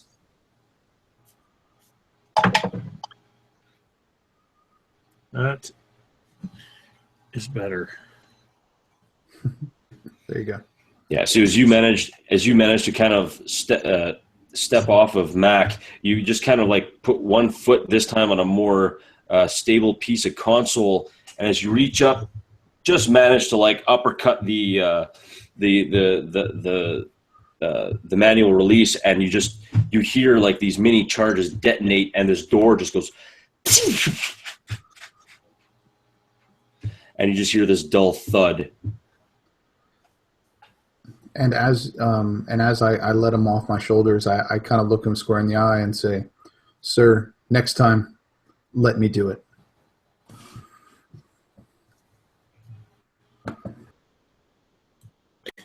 I'm not responding to that. I actually say that. Zing. So I'm still in this bridge, and I can see that there are fires, and I know that I should get out of here, but I'm desperate to save Ava, or what I can of her. I guess you guys probably wouldn't know, but it's a really big deal to Zeke. I feel like he probably had a major hand in creating Ava.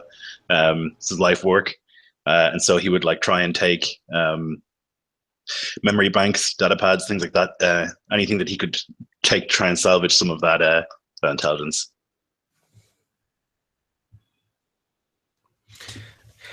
You do know that there is a in the console that you are at, in the captain's console, there is a panel. When opened, it looks like a small cube, and it seems to be a data core, which is used just in case there were to be like a problem aboard the ship and you needed to pull Ava out of the ship, and then try and do whatever is necessary at a later point in time. Yeah, so I would like just like rip off the panel or whatever, and like pull some wires and stuff out of the way, and just like see this cube.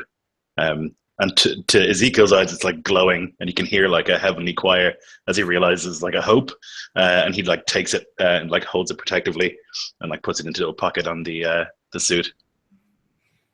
All right, and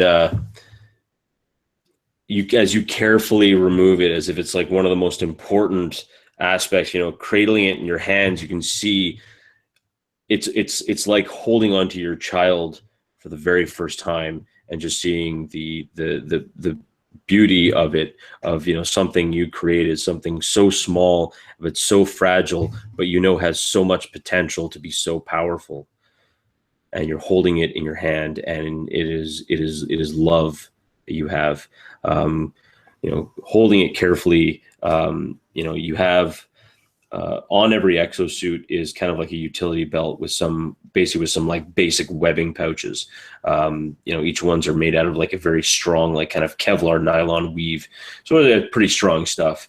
Cradling it, you very gently place it in there with the hopes at some point, in some way, you maybe can resuscitate Ava.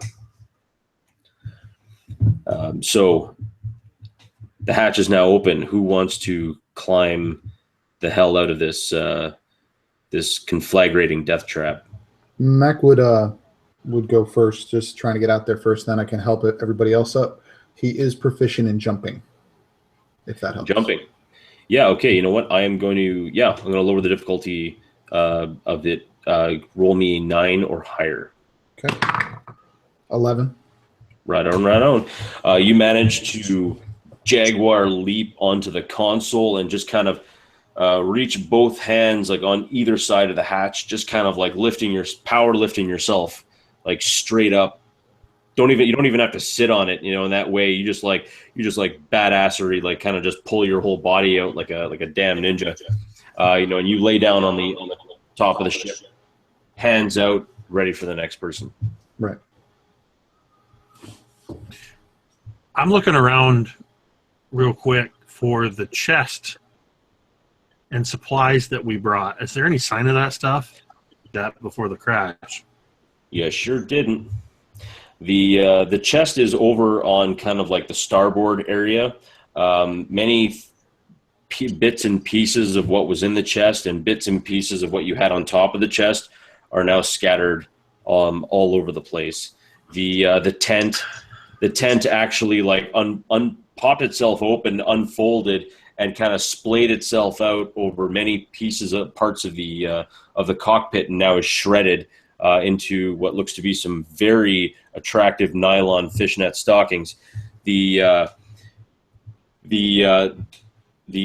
stove is now the consistency of a crushed tin can, and it is smashed, actually like half out of the viewport, half buried in the dirt and crushed by the main one of the main stanchions of the ship, and finally the food ration pack. I don't even know at this point. I mean, You know, how do you describe what happens to food rations when you're traveling at 3 miles a second?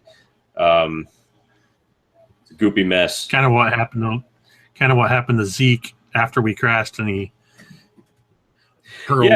Yeah, you know, it was kind of that consistency, and in no way, shape, or form, after having that visual in your head, do you ever want to eat food again? At least that food. I think Gavin just looks around, casts about for this stuff, and out of frustration kicks at some of the tent pieces. He kind of glares up at Mac for a second. Not so much mad at Mac, but he's mad at himself. He's been retired for a few years. And you kind of lose your edge a little bit. You get a little bit soft. Mac's still kind of been in it, has been a little more active in training. And he doesn't like being shown up physically like that. But he just kind of for a second and lets it go. And I'm going to look around. Is there enough loose cabling that we could kind of pull it loose and use it kind of like a rope? Or is there any cabling hanging around? Well, there is. I mean, there's cabling like sticking out of various consoles, various parts of the ship, even in like some of the like overhead pipes that had been feeding some of the more sensitive wiring and cabling through. You know, a lot of that stuff is dangling down. To make an actual rope is probably going to take you. It's probably going to take you a little bit of time. I mean, you'd have to braid all the wires together. You know that pulling the wires themselves, the weight of you guys are probably going to. Like thick cables. Okay. You see one that's kind of just dangling part way. It looks like it's coming from a main point of the cockpit, and it's just leading away from the from it, kind of towards the kind of the hypersleep chambers. Yeah, so I think if it looks like it's long enough, I would try to pull it loose so that we could use it to pull everybody up. If it's not long enough, I'm not even going to bother with it. And Mac would be getting very impatient, and he would catch that glare that Gavin gave and be like, "Come on, old man, get up here."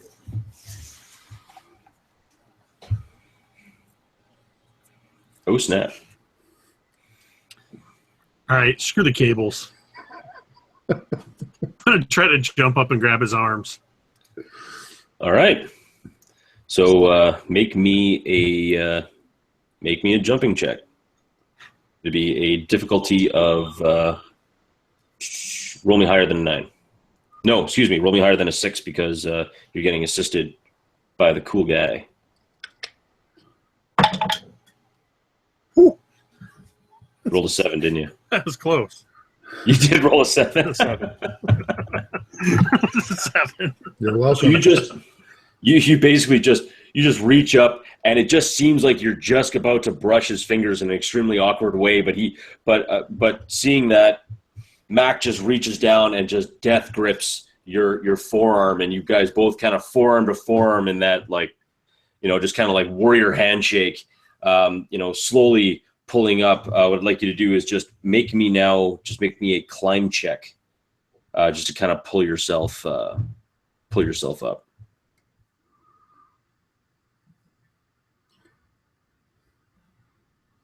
Oh God! All right. Can I try to catch him? Well, he doesn't fall, but he's definitely struggling, and he's kind of almost starting to pull you back into the ship as well. So, make me what would be the best thing? I guess a might. Just make me a might check. Okay. Can I use my edge? You most certainly can. Okay. So you'll be rolling higher than a 6. 20. Not 20. Okay. You one arm him like the Terminator pulling a kid out of a burning car. You just throw him right out. But the kicker is, as you're pulling him out, his foot gets caught on something, and Tell me what his foot gets caught on, and he pulls it out of the ship with him. Me or Jake? You rolled a nat 20. I think that as he was kind of falling, I think his part of like the console that he had fallen off earlier, just part of that top board with like the joysticks and everything, part of that breaks off and actually gets caught on his foot. And as I just yank him up, you have like a solid foot long kind of piece of this console, complete with a joystick, just stuck to him as he flops onto the top there, and that thing just kind of clambers to the side of him. And he just kind of looks and he's like, Jesus, old man, can't you do anything? What the hell good are you now? You ain't been out that long.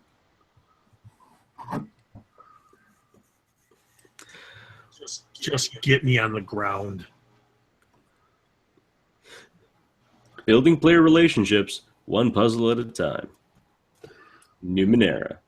All right, so what about Ford and Ezekiel? You guys are in there now. You can start feeling that the air is getting extremely heavy. You know, that burning plastic smell that of electrical fire mixed in with the like natural melting of everything on the ship. You know, everything is starting to go up and it's starting to get very, very warm. Ford would certainly look to the others and realizing this hatch opening and kind of finally having gotten up, would be ready to try and obviously sort of get away from the fire, but likely would be looking to the acting captain currently for what to do. He's a bit out of his element. He likes to tinker and mess around with things, but life-threatening situations is not really his forte, so he's looking around a little bit for guidance, and of course watching the other two especially is ready to leave the ship. Zeke would be thinking about climbing out, and he's looking, and you can tell by the way he's like looking at angles, like what's the most efficient route that requires the least amount of effort. But beyond that, he thinks about the things that he had brought with him, which include books, data banks, things like that. And he would just think, if I'm going to be on this planet forever, I could really do with a book. And so he would try and think of where he had left them, and he'd be willing to risk his life to go get them.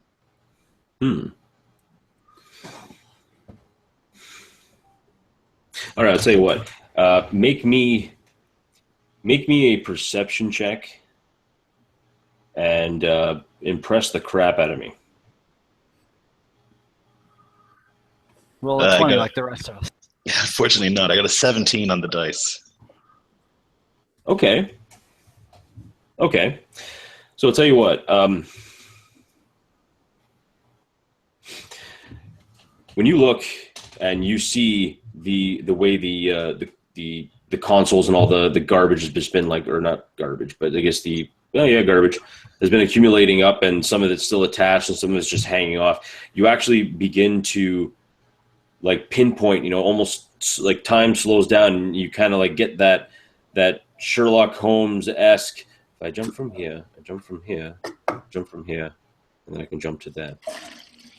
You manage to find a very, very quick route that you can like quickly just scale up in the easiest and most efficient way possible.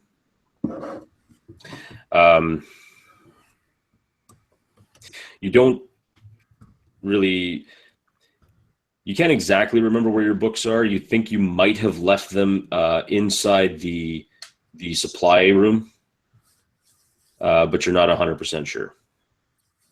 And from what I know, the supply room is like gone, crushed. It's a climb.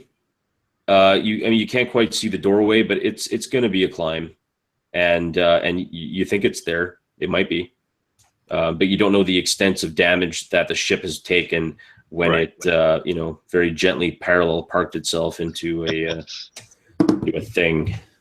Now, if he did make a move to not where the obvious exit is, Ford would follow him. probably not realizing that he was maybe going back for books or whatever, possibly expecting that he had a good idea of what he was doing, or otherwise had knew what he was doing. He would follow and try and help. Probably up until, and maybe beyond, until he realizes that he's just going back for possessions. I think seeing those two heading in the wrong direction, now that I'm outside of the ship, I feel a lot better, and I'm looking in for them to come out. And as soon as I see that, I start to get control of myself. I'm like, where the hell are you going? This way, we need to get out of here before this thing crashes in on itself.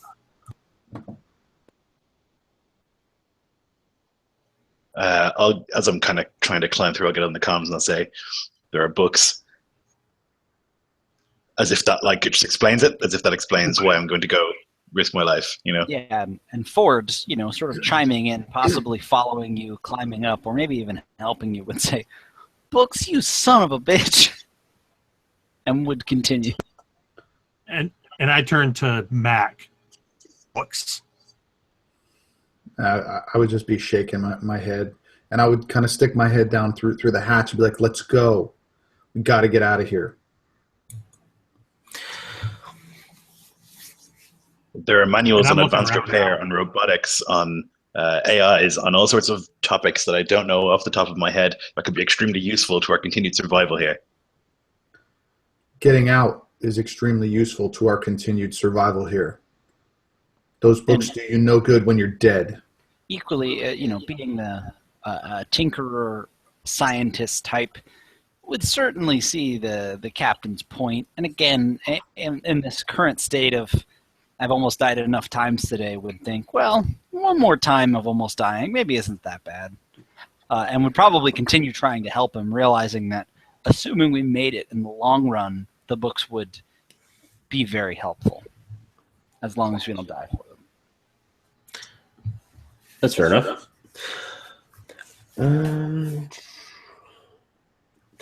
Okay, so Ezekiel, what are you going to do then? Are you going to try and climb back up?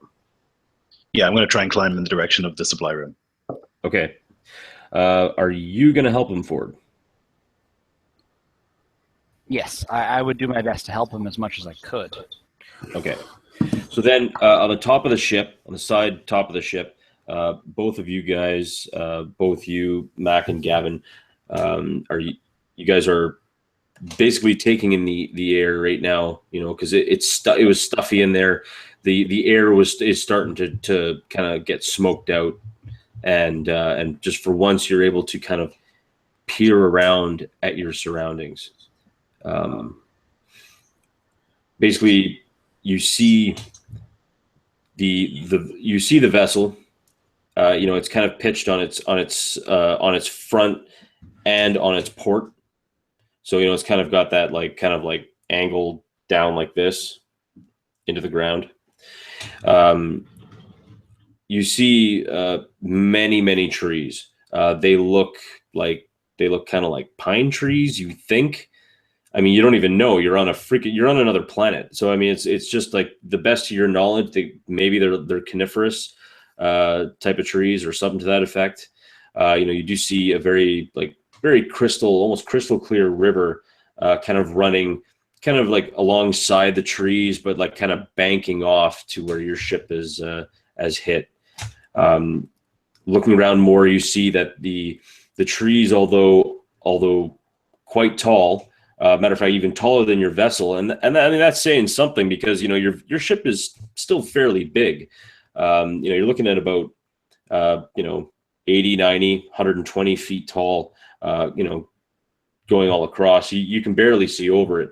The canopy seems relatively thick, but there's quite a few breaks in it, so it just leads you to believe that it's still, again, more of a coniferous style tree.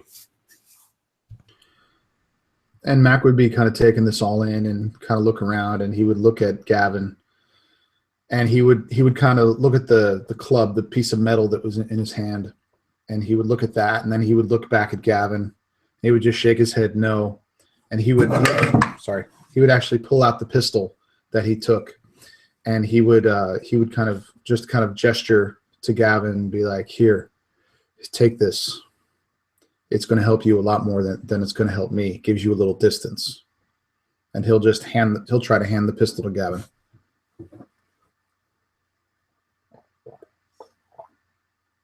I'll take it and actually just look at it a second. Military training completely kicking back in, do a quick look, kind of pop the magazine or whatever, however it's powered. I mean, is it a standard type pistol, or is it an energy pistol? What are we talking? Yeah, it does have bullets. It does have rounds, except there's a round. There's one bullet in the chain, and it's actually in the mag itself. Other than that, that's what you got. All right. Well, I just kind of hold the mag so that Matt can see it, and just kind of shake my head, lock it back into place, and tuck it into a webbing or something that looks like it'll hold it. Hey, Mac, while we're waiting for these two nerds to get their books, why don't you hop down and just do a quick perimeter sweep and see if there's anything we need to be worried about. Once these yahoos get up here, we're going to want to get over to that fresh water, and we're going to want to check the nearby tree line. Mike, how far would it be? See if there's Sorry. anything that's fallen out of the ship or anything else that we're going to be able to gather up and use. But we're going to have to do it quick because this thing's getting hotter. It's getting smokier.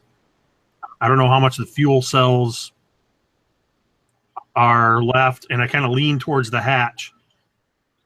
Ian's not here to tell me that. He would just nod. He knows that he's the best suited for this, and he wouldn't say anything. He would just kind of grip his club and do everything he could to get down there quickly. And hearing this over the comms that he may or may not realize are constantly on when he talks, says, "Yahoos? Yeah, I'm not sure you'll be calling us yahoos when we save our lives with these books." And with that sort of, helping the captain, kind of looks up and thinks, "I sure hope we're going to save their lives with these books." Are they ebooks or are they like physical books? They're like treasures of actual paper books. And The fire. I said Mac would be thinking to himself, well, at least we can start a fire. Exactly. He wouldn't say it out loud, though. Luddites. How far down is it, Mike? It's about 60 feet, but there is a slope. Okay. So I mean, you can kind of, if you want, you can kind of control slide down. Right. It would be like just roll me a d20, get higher than a 3, and we're pretty much golden. Don't roll a 1. It's a 12. And I imagine that he'd kind of be sliding down and kind of using that metal bar, that metal club, and just kind of, just kind of slowing himself, and you can just hear the metal screeching as he goes down. Just kind of like, oh, God, I hate that sound. If there's anything close, they know I'm coming. All right. And as you hit the ground, you feel that you were the first person to set foot on this strange new world. Going back now, what I need you to do for me, Ezekiel, is make me a climb check. It is need you to roll higher than a 15. Okay, I'll expend some effort. Okay. So higher than a 12. Okay, 12 exactly. So pushing past the thick choking smoke and the smell. You climb, you begin to climb sections, you begin to like leap onto doorways that are now completely open with no power. You begin to like hop from one, and then you kind of push off and hop onto the other, and you kind of pull yourself up, and you look in, you see the room. The lockers are still bolted to the wall, but it's going to be, you're going to have a very interesting time trying to get to them. All the boxes and everything else has kind of been stacked up. You feel like if maybe you can hop in, you can probably try and finagle something, maybe try and do something. I don't know. You tell me what you're going to do. How does it work with our powers? How the hell should I know? They're not my powers. I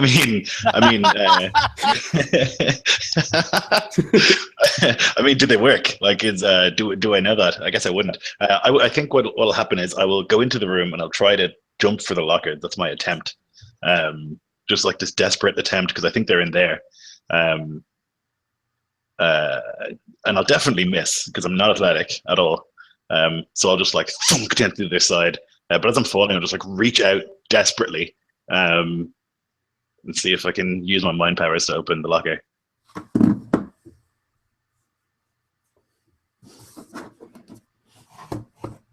I don't know that I have mind powers. I'm just seeing if it works.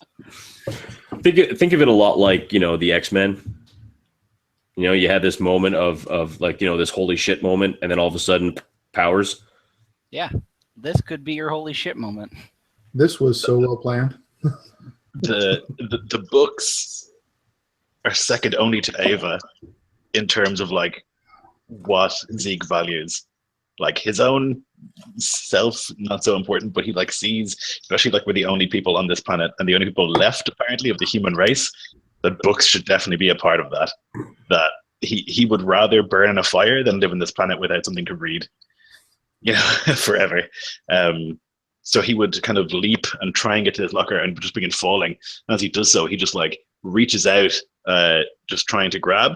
And the lock will just, on the locker, it'll just open up and all the shit will just fall down on top of him. All right, let's see if you Die. Let's see if you die. All of a sudden, a baby grand piano. So as you kind of tumble onto a couple of crates, some trying to interject very, very uncomfortably into your spine, you feel kind of a bit of reprieve as you hit the ground, only to look up and see, books, pencils, pens, an iPod, because you're one of those old school type, just like everything just falling past you, and you're just kind of like bracing yourself. And in the palm of your hand, you just kind of feel a sound, and you look, and it's a book. I'm not sure what it is. Only you can tell me what it is.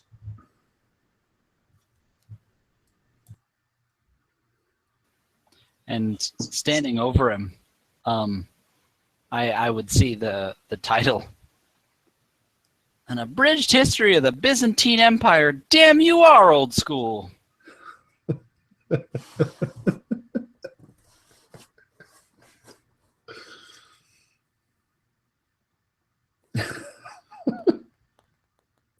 That was filled with so much wind.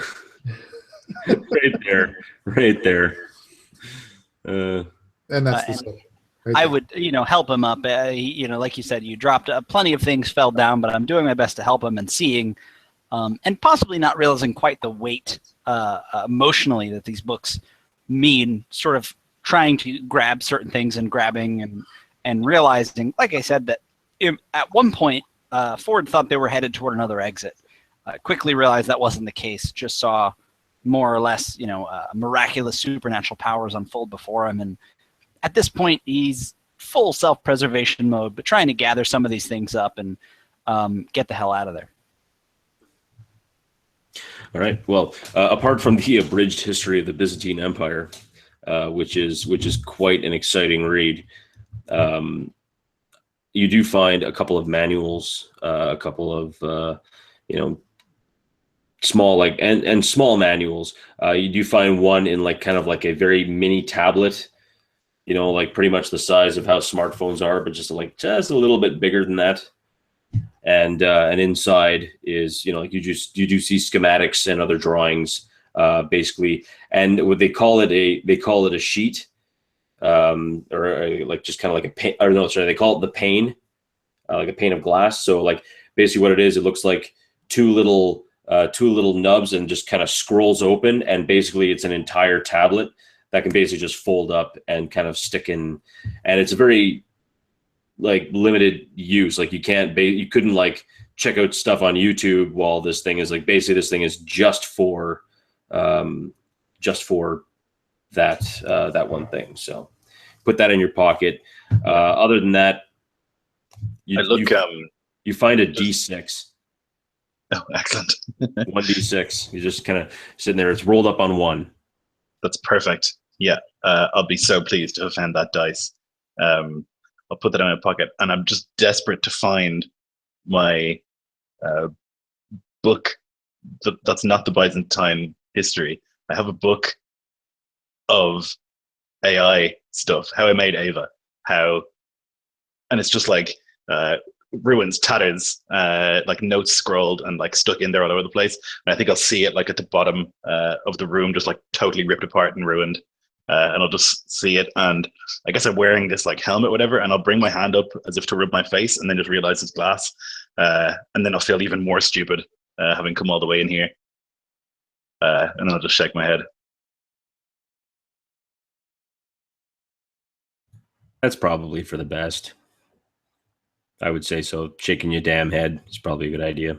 So as you head out, as you begin to get up and try to get yourself through the sideways door, make me a perception check. 15. As you look up, you kind of see a couple of crates have kind of jammed up against what would have been the ceiling, but as you see it, you can actually see light through that side. Oh, okay. Do I think I can get there? To the ceiling? Well, okay, so remember, the ship's kind of pitched on her side, right? And you're in a room now where all the crates are pretty much against a wall, but they're now the floor. Okay. Spatial orientation. Yes, it's a little bit tricky to get my head right. Okay, well, that seems a better option than going and climbing down to climb back up again. I'll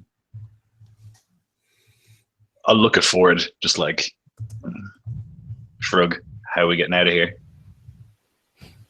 And Ford would look at him and say, I thought you had a plan.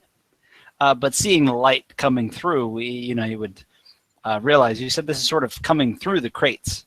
So it's our floor, but probably not the actual ground on the outside. Yeah, exactly. So, I mean, basically, yeah, you see the remember, you're not looking up, you're looking straight on at it. Yeah. So basically, walking on the crates is basically walking up to a wall with some crates kind of jammed up in there. Exactly. So if possible, I would try and start moving them out of the way and trying to get toward this light, hopefully another way out of this place if possible. Okay. Make me to move the crates, just make me a might check. It's going to be just basically roll me a 9 or higher, 6 or higher if Ezekiel is going to help you. 19. Fuck Ezekiel. I mean, screw Ezekiel. Okay. You grab, excuse me. You grab the first crate, no problem. Ezekiel just barely has time to duck as this crate just kind of flips off and hits the back wall, which is actually the floor, but we're just not going to get into that. As you grab the second crate to pull it away, you kind of look for a second. You look down, and you see you see ration packs. This is a thing. This is a crate containing some ration packs and some other like smaller bits. You see an axe for like just basically like a just for felling trees, and for people who need to start using the land around them. You find a couple other little knickknacks here and there. And so I would sort of begin collecting what I could, or trying to keep an eye on those crates while still hopefully looking for the source of this light and potentially getting myself out. But upon seeing anything that I thought in the moment, I wouldn't say that Ford is really too present in the full gravity of the situation, to pardon the pun.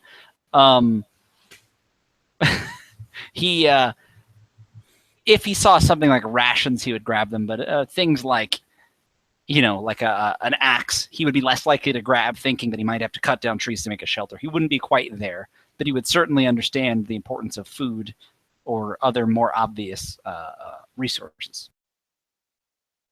But still, sort of with the end goal of really trying to make it out of this ship that I imagine is still on fire, and Ford realizes this.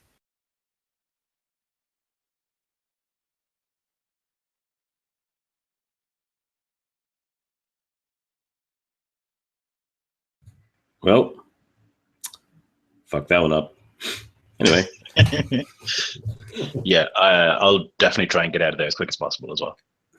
Okay, grabbing the last crate. Like as you open it, Gavin, you're surprised to find as you suddenly hear like this tumbling sound as like these big heavy like kind of plastic like pelican case crates just like start thumping down the side of the vessel. It's about 40, 50 feet down on this side of the ship, and you just hear this, and you just see like a few like small crates, or at least small to you because you're a little bit further away, kind of tumble down and hit the ground.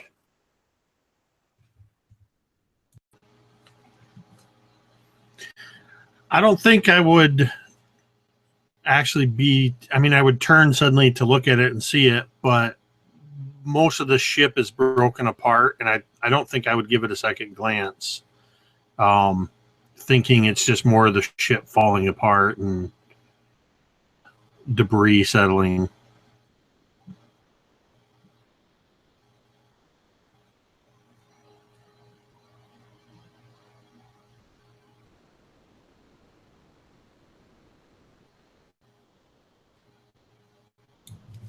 Okay, so as you're looking out, both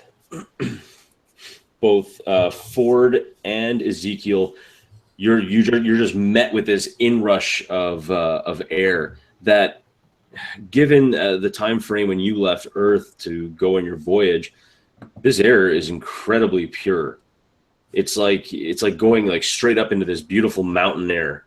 It fills your lungs and is almost painful at first because you're not used to it. You're used to this normal like smog and kind of stalish air, but now it's this it invigorates you.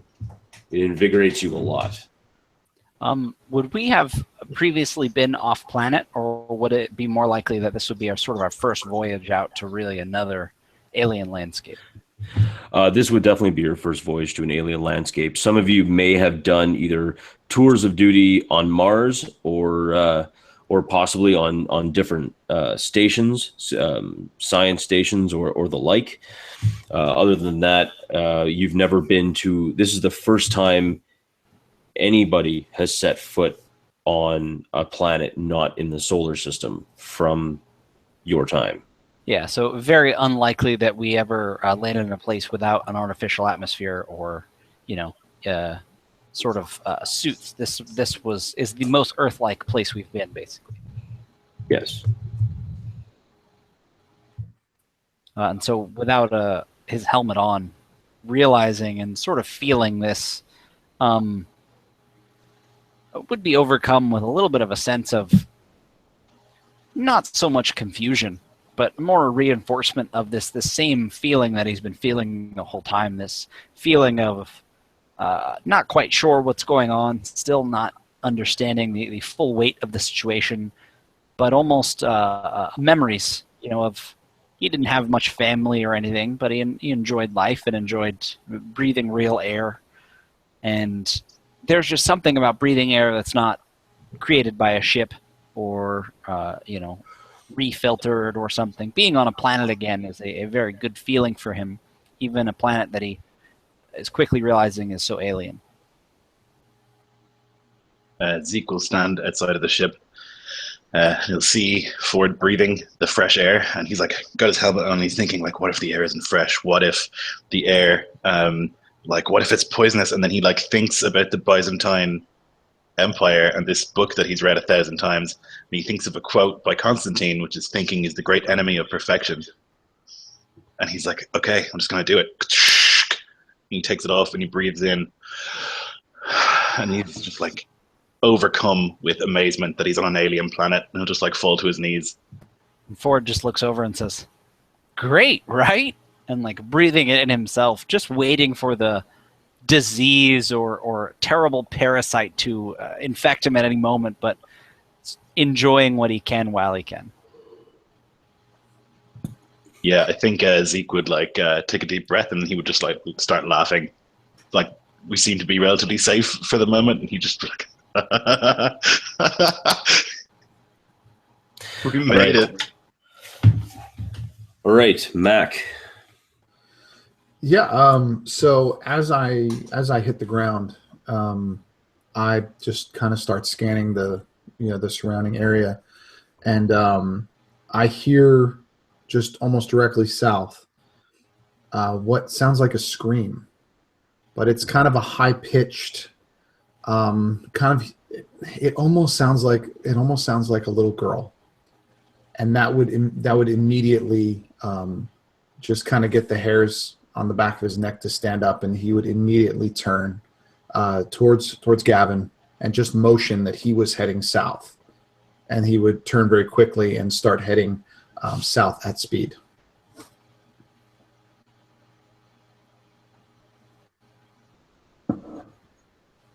Yeah, I thought I heard something too, but it was barely there, so I wasn't even certain that I heard it until I saw Mac make the confirmation and head off. So, though I don't know what good it's going to do, it's better than nothing. I'm going to draw I have that has only one round, and just kind of stand at the ready. And thinking these guys are still down in the hold, I'm just going to lean toward the hatch again and go, are you going to come out today?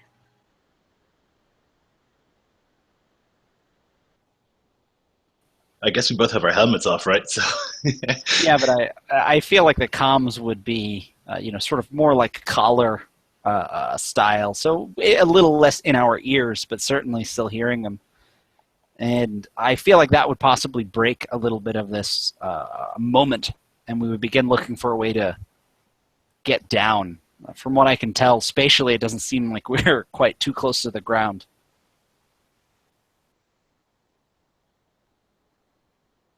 Well, you're a little bit closer. Just as the way the ship kind of impacted in the ground, the bow of the ship is stuck in the ground, but it's pitched. The angle's pitched, so it's a bit steeper for you, but shorter way down. It's gentler towards the very bow of the ship, but it's kind of longer. Man, I am never going to do space. That's it. Next time I do ship crashing, it's just like you just crash flat, just like that. Yeah.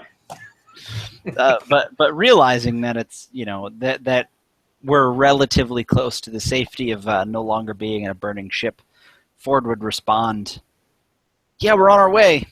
Don't worry, we saved the books." Great. Just what we need. I'd say this out loud, not realizing I'm completely unaware of the automatic comms at this point. This is great. It's okay, guys. The PHB of the 12th edition D&D book. We're good.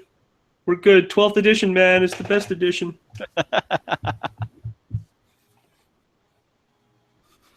So with that, I would begin looking for the safest way to get down. You said it was shorter, but they seem to have a hard time. So is this like an amount of space that I can't sort of make it there and hop off? Are we talking like a little too far to jump down, or? You can jump down, no problem. I mean, and not only that, the crates that have hit the ground are going to kind of give you a little bit of an edge.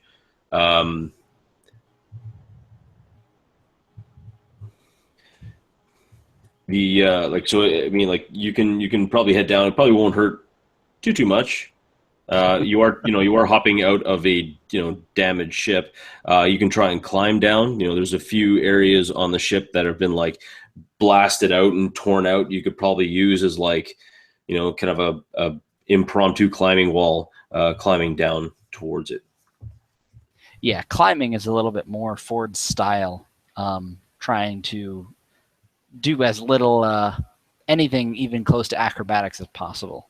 So he would be trying to climb down the least spiky bits of the ship and using the crates as much as he could to hopefully break his fall. All right, cool. Make me a climbing check. Please roll higher than a 12. So listen, this doesn't always happen, but I've rolled really well tonight. I got a 20. Ford is on it. As soon as we need to be doing important stuff, like not climbing down about 10 feet, we're gonna break out the low rolls. So you expertly climb down, and actually, as you climb down, you kind of make a bit of you catch a bit of a snafu, and you actually you think you have a good handhold on something. You pull it down, and the skin of the ship actually pulls itself down, creating a much easier way for you to come down, actually, and even for Ezekiel to come down. So when Ezekiel climbs down, he only has to roll above a 6. Which, if you want to do that for me right now, and it's a 1. Okay, as you climb down, you kind of begin to you're like, oh, this is simple, no problem, So you're just kind of like making your way down. You're showing off a little bit, but to no avail. You actually end up slipping on the inner surface of the skin, and you begin to tumble and tumble. You take about 2 points of might damage, but you end up falling. You actually end up falling south off the ship onto the ground, and you're rolling kind of in a southward direction just in time to see Drake begin to head out south into the forest itself.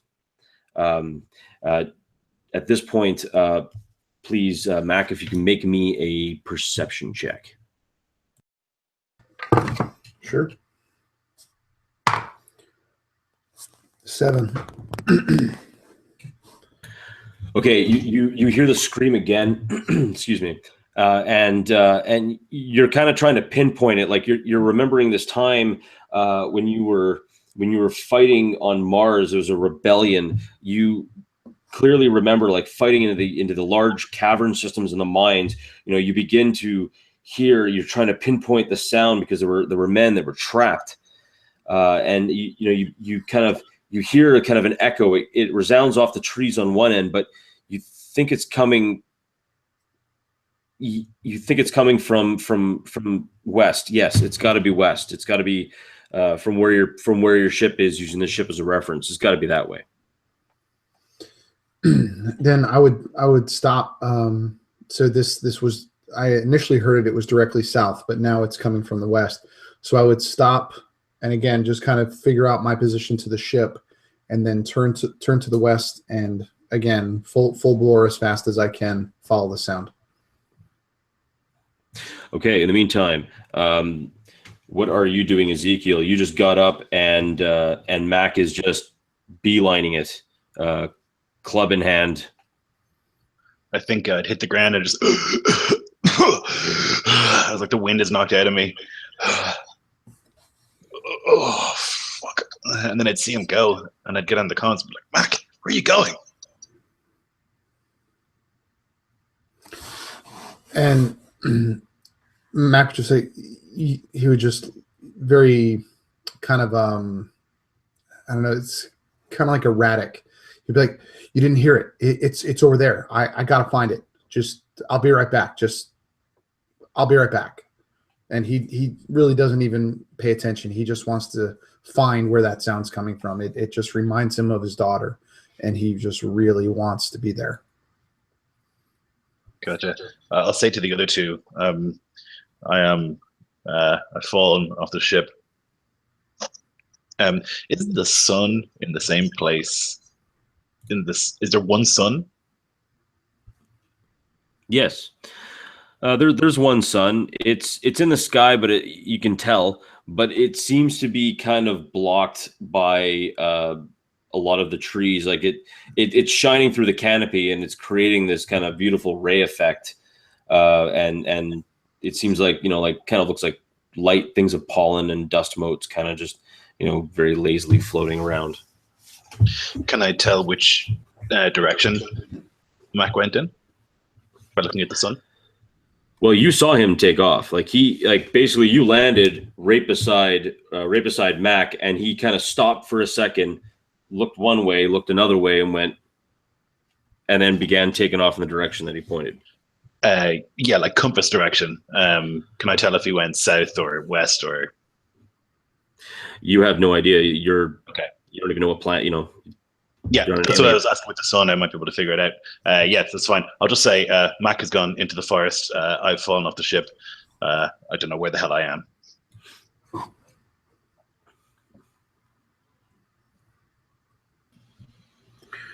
Wait a minute. So I'm the only one still on the ship. Where did you guys come out? And yeah. I'm looking around now. I'm like, what the hell? Okay. Why am I up here? As you look around, you look down, and you actually see Ford looking up at you going, Just a little wave. Freaking officers. I think I'm going to try to make my way down the same way Mac did. And I imagine it's kind of a little bit of using the slope to kind of slide on my hip. And, using the soles of my shoes and kind of almost like a crab walk where it's steeper, and just try to win my way back or down to the ground. Sounds holstering good. My gun. Make me a balancing check, and just roll me higher than a 9. No, 19. Perfectly acceptable. As you kind of slide down, you get a kind of a good grip on things, and you manage to build yourself up quite a speed.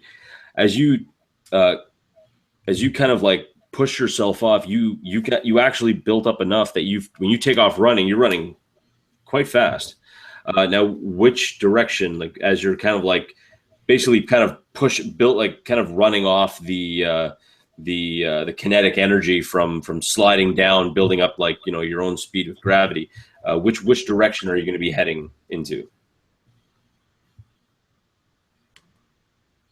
I don't know. I wasn't thinking about that. I was just thinking down. basically, yeah. It's like one of those when you're a kid and you run down a slide and then you suddenly have like a whole bunch more speed because you've run down the slide and you've actually not slipped and sliced your mouth open on the hard metal sharpness. It's basically like that. So you got more speed. Are you gonna take off after Mac? Are you gonna check on Ezekiel? What are you gonna do? I think the initial, as he starts to build up that momentum, and the ground's rushing closer,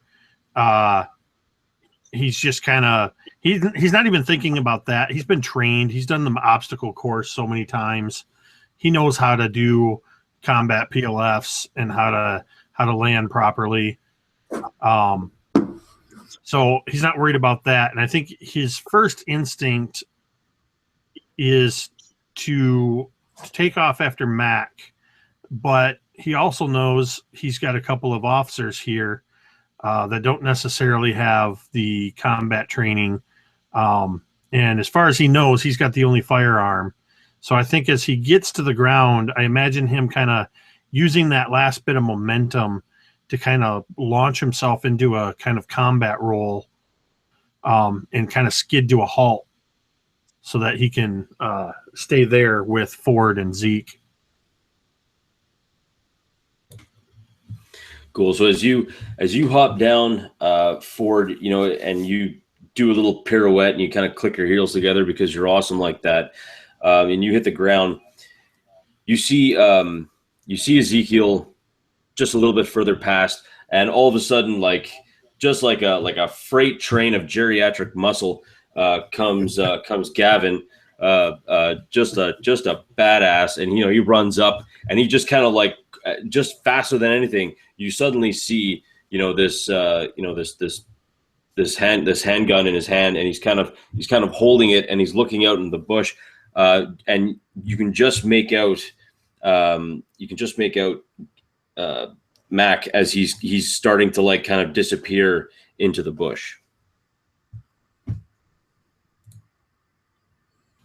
I think as I look at where Mac headed off, and then I glance back at Ford and Zeke, I look back towards Mac, and then I kind of do a double take and look back at the two officers, and I'm like, where in the hell are your helmets? I'm like, I just realized for the first time that they seem to be breathing the air here. Mac and I both kept our helmets on. And Ford would following standard protocol. Yeah, hearing that, Ford would be like, there was we came down, mine had a hole in it. I figured, what, I'd just ditch it. It's pretty good out here. Wouldn't you say, Zeke? Ave had said that the atmosphere was 70% oxygen, nitrogen. It's definitely breathable. It's great. Oh yeah, and Ava said too, and he would say, realizing that he was lucky to have not died, minutes after his suit got a big hole in it. So I think at this, Gavin is he sees that they don't seem to be suffering any ill effects or anything, and will kind of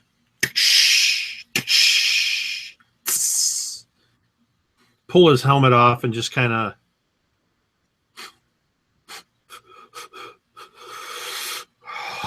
and you just see him taking that first breath of this air after breathing this can stuff, and he just closes his eyes for a second, and you see this, he just visibly relaxes a little bit and then looks at his helmet and just pitches it aside.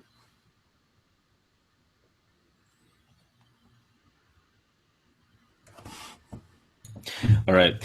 So as you draw in this breath, it's just this sweet air.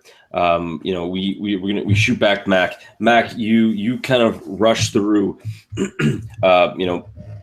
Bough and branch are snapping back at you as you're just pushing through. This steel piece of stanchion from the ship itself in your hand, and as you run, even if you gather to look at it, you can actually see the name of the ship, Ascension, kind of very finely laser etched into one of the pieces of this stanchion, not realizing that everything was made and kind of ceremoniously certified and all that jazz. But at this point, you don't even care. You are running through. You hear the screams getting a little bit louder. I need you to make one more perception check. 18. Hell yes. You stop for a moment, and you breathe. All you could hear is the as your heart is pounding in your chest because just running through. You are operating nothing but adrenaline. But suddenly, even through the slow rhythmic beating of your heart, you hear it. You hear that piercing scream straight to your right, shooting to your right. You see what looks to be a young girl. She's dressed a little bit oddly, and for all appearances, appears human. She has on kind of a leather, like very crudely stitched leather pants. What looks to be some type of a jerkin or some sort of a fabric. She is currently holding onto her knees up on a tree. She's probably about 7 or 8 feet up, and you just hear this kind of, and you hear the scratching as like claws, like sounds like claws just digging into wood. What would you like to do? Rush to the little girl. I wouldn't even, it'd be without a second thought. Rush to the little girl, almost push her, kind of push her behind me, and then stand. She's up in a tree. Oh. She's about 6 or 7 feet up, above ground, and you just see this shape below her, like kind of trying to reach up and kind of scratch at her, and you hear this kind of like snorting, low guttural like growling. I would rush as quickly as I can with this club and give it everything I had. Try to whack this thing in the head. Okay. It was just Mac would be so concerned about protecting this small child that he wouldn't be thinking straight. It would be adrenaline. It would be just a split-second decision that he has to destroy this creature. All right. Roll me an attack and roll above a 9. And I'd actually like to use a bash. I get, as a glaive, I get that first. Sounds good. That's a 13. You got it. That hits. So you come in and you basically swing like hard using the momentum. Now, can you help me out? What does bash do exactly? Is it bad damage? All it is, it's one less point of damage, but the target is dazed for 1 round, meaning it can't act. Okay. As you swing, you're not even looking at this creature. You swing and you kind of like just knock it, and it just and it kind of like stumbles back, and then it kind of like hunches up, rears up, and it looks at you. At least you think it looks at you. I mean, to be honest, it doesn't seem to have any eyes. It looks like a bear. It looks like a big bear, except this bear has tusks, long tusks jutting from the sides of its skull. It has 2 smaller tusks above a row of extremely sharp teeth. But the strange thing is that it looks like skin is pulled extremely taut straight over its eyes, and has bony protrusions running along the extremely powerful and muscular shoulders down to its elbows, where it looks like it begins to even look like chitinous armor down, as it has both hands. And the truly horrific and strange aspect is that it has hands just like a human being's, except large, clawed, and armored.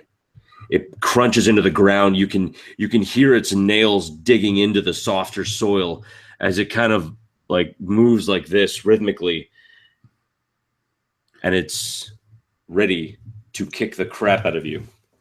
And so would I be able to see like where to focus? Like, I know you said it didn't have eyes, but do I see a head? Do I see where I could focus? Yeah. Like it has a head.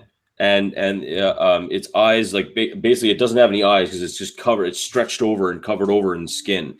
It has like 2 massive tusks, like literally jutting out the sides of its head, coming straight out. And again, has like human-like opposable thumbed hands, and basically like bony protrusions that go down into chitinous armor into its legs and arms. Mac would not be thinking about anything right now except taking care of this thing and protecting the little girl. And I think that he would see this thing, and he would see the little girl, and he would scream. And I guess through the through the comm system. I guess everybody would hear him say something, and he would just scream. He would say, "No, not her too," and he would actually pop off his helmet and just run at this thing as loud as he can. Almost, he's going to try to hit him too, but he's going to try to intimidate him. Just scream and get as big as he can.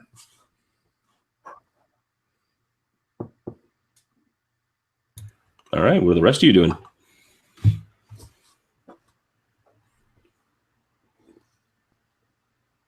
What are the rest of you doing that aren't muted? There you go. Dang it! I pulled the mic. I think I would. I would kind of look back at Zeke and Ford for a second, and I would take off running in the same direction that Mac went.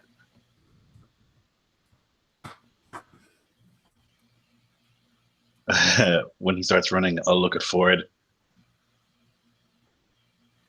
shrug, and run also. Yeah, I'd start running. I mean, all manner of things in hand. Like, certainly not ready for a fight, an altercation, or any really even a little bit of athleticism. But I'm not going to abandon the only other possible humans on this planet, so I would go right after him. Okay, it is now, we're going to say it is your turn to act on this one, Mac, because you did initially roll higher than that thing. Okay. I almost said the name of, because I'm not going to say the name of it, because that's not cool. I am skilled in anything that is intimidation or fear-based, just FYI. I don't know if that does anything, but as my hideous moniker, I am skilled in that. I don't know if there's an intimidation check in Numenera, but well, I mean, let me put it this way: this thing looks like it's about 450 pounds. If it stood up on its hind legs, it would probably be about 8.5 feet tall. It's got tusks like an elephant, but also like a boar, and they're sticking out the sides of the head. If you want to intimidate it, man, you go for it. I am not going to tell you what to do. Well, I think as I rush, I would, as I got close, I would realize this. I would realize that it's so big, and I don't know how I would flavor this, but he would almost try to grab, while he's still dazed, grab one of the tusks and almost swing up to get like on his back to mount the guy. You know what I mean. I do. And hey, even if you wanted to do it the other way, it doesn't matter to me either. We're gonna take this game, Mike. We're gonna take this Numenera in a direction wherever you guys pick. Wouldn't suggest it though. But yeah, I just want to kind of see if I can grab one of the tusks and kind of swing myself up and just get behind him. This game's all about exploration, man. I don't know. Can you explore the afterlife? I don't know. So this is actually the part where I'm going to kind of need a little bit of help from our resident rules individual. Reporting, sir. The rules on grappling. Would this be considered a grapple, or would it be considered an attack? Grappling is something I always hand wave. So I would, this is how I have most of my rules for this game are just me hand waving. So I would just probably have him make a athletics or a might roll, and then set a difficulty based on what you think the bear is doing. I have an idea. I like that. I like that very much, but I have an idea. Make me an attack roll. Okay. But because what you want to do is basically you want to, grab this creature and basically just kind of get on it and try and ride it, or at least try and force it to the ground. Instead of the usual roll, we're going to set the difficulty at 1 higher. So you have to roll me a 12 and above. Now, because of days, according to our residence rules lawyer, days increases difficulty for the affected enemy. Does that give me an advantage, or just him disadvantage, so to speak? Well, I think it would give him disadvantage to attack you, but Okay. not you advantage to attack him. No problem. We're all just learning the rules. So. Oh yeah. Oh, trust me. All right. Let's see what we get. That is a 1. Ah. Had to come out sometime, man. Yeah, but Okay. preferably not when you're trying to mount a bear with giant tusks. You don't want to roll a 1. Truth. So this is my GM intrusion. You managed to grab on the onto the tusk, and it starts to fight you, and you kind of try and use its momentum as inertia. You kind of swing your one leg over just as it kind of twists its body and bucks you off. You holding on to the tusk, though, it kind of pulls its head but snaps, and the tusk snaps off in your hand. You hear this creature just roar very angrily as you fly. You slam into the tree that the young lady is sitting up in. You hit the tree and you kind of slide down. You're going to take 2 might damage from that hit. Okay.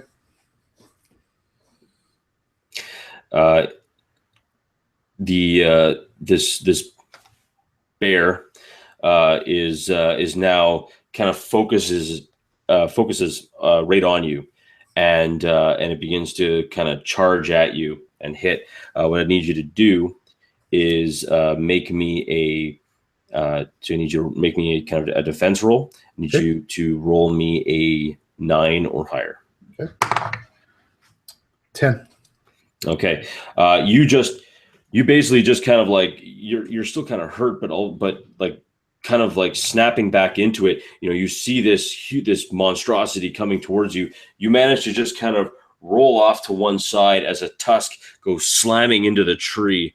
This young girl screaming again out of fear. She's holding on just to kind of keep herself from falling onto the ground. It's at this point that the other 3 of you make it in. And what I'd like you to do is all 3 of you roll me a d20. Please roll higher than a 9. This is kind of for initiative roll.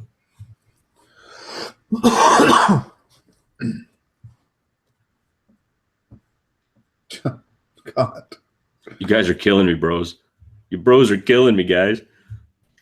All I can roll is single digits. I need James game science dice. Right? I was going to say, you sure you're rolling the right dice here? I have every D20 I have here. I keep changing them up. Oh, that's the problem. You got to roll the same one over and over again. Yeah, that's the one that was rolling the 4s and the 3s. Can't help it. So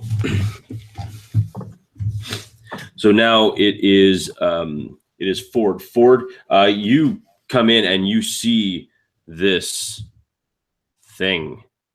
You don't even know what the hell it is. What would you like to do? So Ford has this ability called Run Away and Hide. It's right here in the book. No, but in all seriousness, Ford doesn't really have any way to retaliate, and he's certainly not about to, jump or dive onto this thing. In all seriousness, I'm like, no, like Ford is going to work on self-preservation as well as, maybe trying to get in a position to help, but certainly not physically like going after this thing. He has been through enough today, and he has 0 weapons unless you count books, but I don't think that those are statted out as far as I know. So Ford is going to kind of stay back and,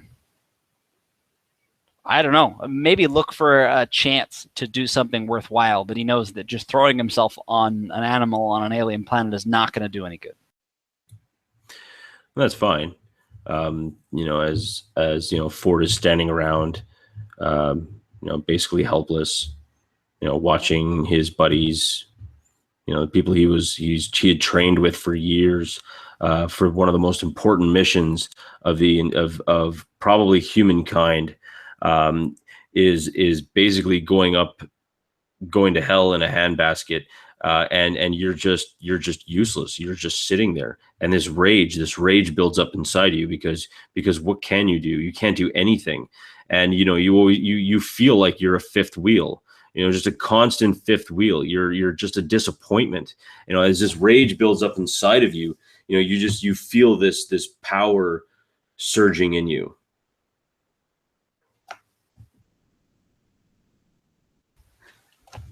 So Okay, it sounds as though Ford is becoming confident and something has changed. You know, today has been a day of very much waiting around and accepting his fate. But at this point, it seems like he's maybe this has gone a bit too far. So dropping these books, the books he doesn't even know the names of, books, rations, maybe a few tools he managed to grab.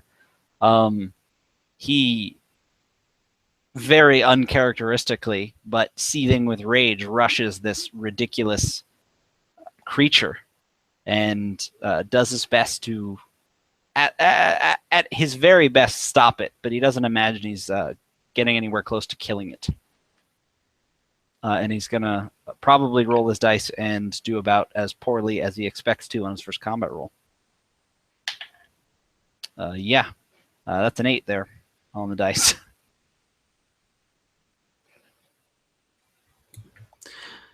And you don't have any combat mods or nothing?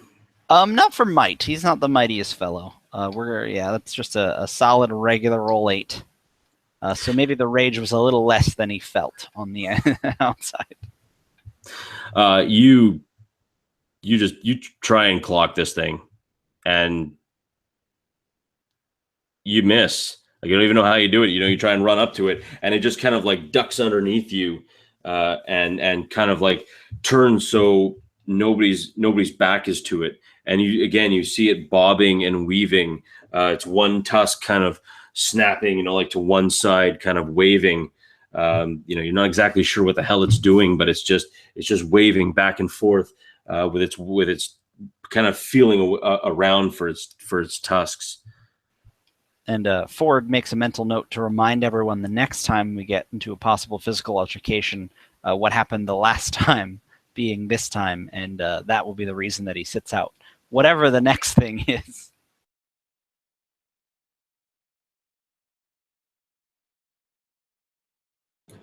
Okay, so I'm just gonna scroll up a little bit. Next person should.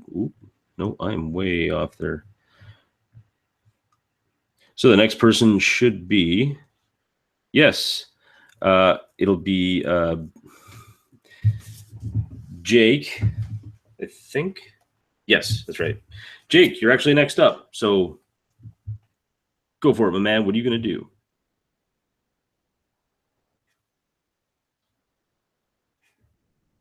I'm going to start by unmuting. Always good. So as Gavin comes running in, leading this group, for a second, as Ford, he kind of skids to a halt as Ford goes flying past him and tries to leap into action, just because Gavin's been trained in a lot of combat. I've seen a lot of things. I fought after the 48 or the 2048 earthquake in Australia. I fought alongside the Aboriginal rebellion. I've seen some stuff, but I've never seen anything like this. So it's taking my mind just a little bit longer to process. Little girl, tusked blind bear, and what appears to be Mac trying to grapple this thing, Ford taking a swing at it, and all of a sudden, it's like for a second everything's kind of in slow motion, and then boom, it just goes back into normal speed, and his combat instincts kick in, and he just starts charging at this thing. And he knows that this handgun and a single bullet is not going to do anything against this thing. And he actually drops the handgun and leaps and just kind of jumps in the air in one of those like fist flying as he brings his right arm to try to come down on this thing's head. And I have an ability, a fighting ability called No Need for Weapons that lets my unarmed attacks act as a medium weapon instead of a light weapon, assuming eye contact. Yeah, there's that. All right. Well, I'll tell you what. Roll the die. Roll me better than a 9. Now, how does effort play into this, or these edges? Okay, so effort. If you want to expend effort, I'll lower the difficulty where you only have to roll it. You have to roll a 6 or higher. But it takes 2 might to expend effort. 2 or 3? It takes 3, and if you have an edge in might, then it takes 2. The edge is 1; it reduces it by 1. Gotcha. Okay, so I'm going to use my might edge of 1. So just doing this act regardless, I lose 2 might. Yeah. Correct? Okay, Yeah. got it. But now I got to beat a 6, right? That's correct. You just got to roll a 6 or higher. I think a 13 does it. Oh my goodness, yes, it does. All right, tell me how you leap up and you bring this arm straight down on this this like Lovecraftian teddy bear. So as he leaps into the air, everything kind of slips back into that slow motion feel for just a second.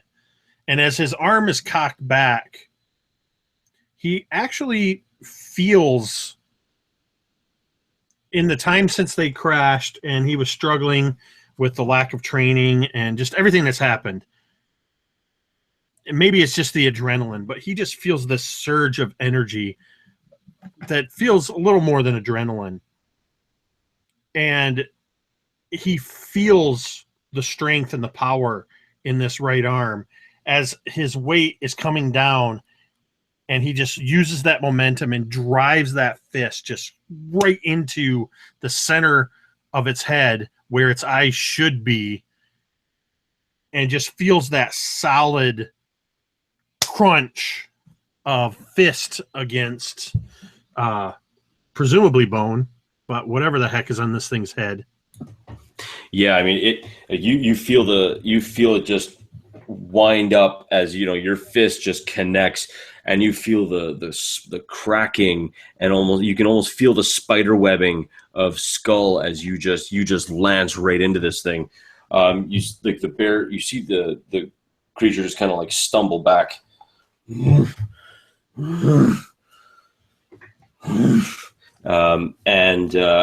right now it's going to be Ezekiel's turn.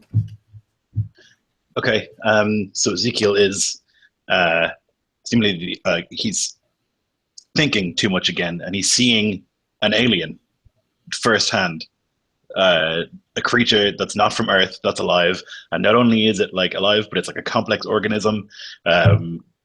So he's just like stunned by it, and he hates what's happening. He hates that we're killing it. He hates that a lot. He thinks that this is like the most important thing that's ever happened in the history of mankind. Proof that life does not exist only on Earth. And so he walks forward slowly, and he like runs his hand through the fur of the creature. And he like closes his eyes, and he thinks of the creature with its babies, its cubs, and then he thinks of himself and the other humans with this small cub, and he sends that message to the bear that this is our cub, and you have your cubs, and we don't want to hurt them, and maybe you don't want to hurt this. So this is an ability I have called Mental Link. And it doesn't have a mechanical effect. It's just like I can send images to something, to a creature. So yeah, I just I send that kind of message that we are not trying to hurt it, and it shouldn't have to hurt us. Okay. Tell you what. Roll me. This is going to be kind of like a defense for the bear. Roll me one. Let's say roll me a 12 or higher. Okay. Can I expend, I suppose, intellect? Can I do that? Yes, of course. That's what I'll do. I'll expend it to make it a 9 or higher. A 10.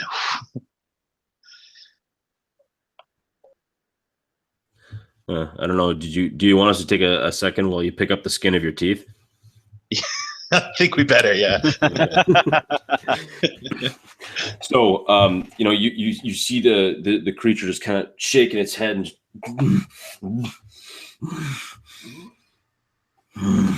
and it turns around rather brusquely and just kind of like kicks dirt kind of back at you guys, and he starts to saunter off. You see him like a pretty woozy. Mac, you still have the tusk, the piece of tusk in your hand, but you see this creature just walking, beginning to walk away. Yeah, I wouldn't take that as, oh, let's stop. This fight started and we're going to end it. So I think with that, seeing him kind of trying to take advantage of that, he would grab that tusk. He'd drop the club that he had, or the metal piece. He'd grab the tusk and run to this creature as fast as he could and try to just jam it, just thrust it into this thing's chest, just try to penetrate its skin and just drive it as far as he could into him. All right. He could scream, no. All right, make me an attack roll. That would be a 2. As you're rushing to charge at it, and you're basically like kind of running like this, like the palm flat of your hand is against the kind of the broken part of the tusk, and you're ready to, and as you go in, it kind of starts to take off at a bit of an amble, but you didn't expect it to kind of dash so quickly. And as it dashes so quickly, you try to overcompensate, and it actually it jams into a tree as the creature takes off and begins to run. The tusk is a little bit stuck in the tree. If you want to make a might check of about 6 or higher, you can kind of pop it out. 19. Yeah. Okay. Not only do you pop it out, but you actually pop it out in one piece. It doesn't like break or shatter or anything. It actually still stays fairly strong. Creature's taken off, and combat for right now is over.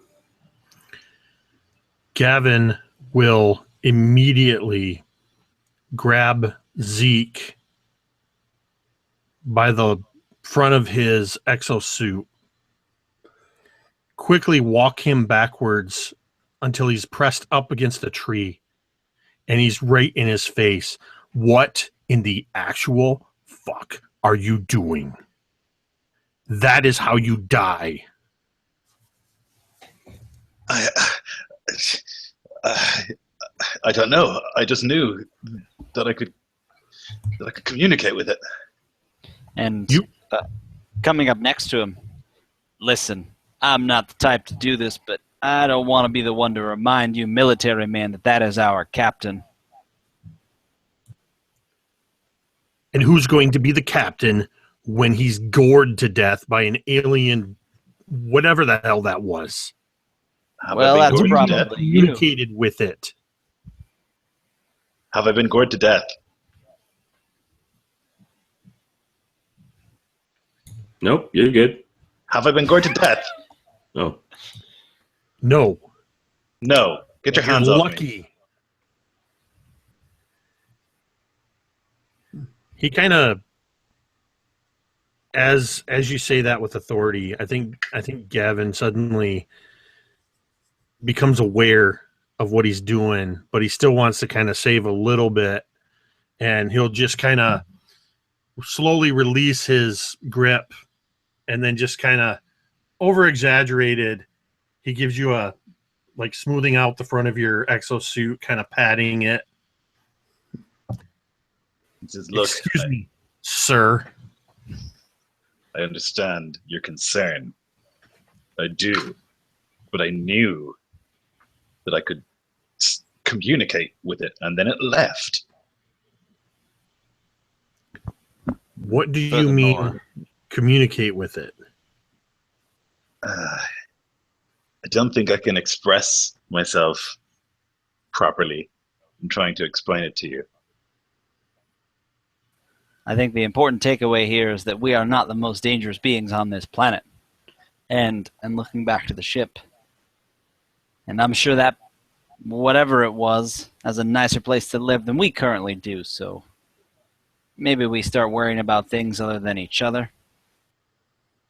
I'll reach out and I'll touch your shoulder, Gavin, and I'll close my eyes and I will send the same message that I sent the bear, which is like an image of it with its cubs and then us with the little girl.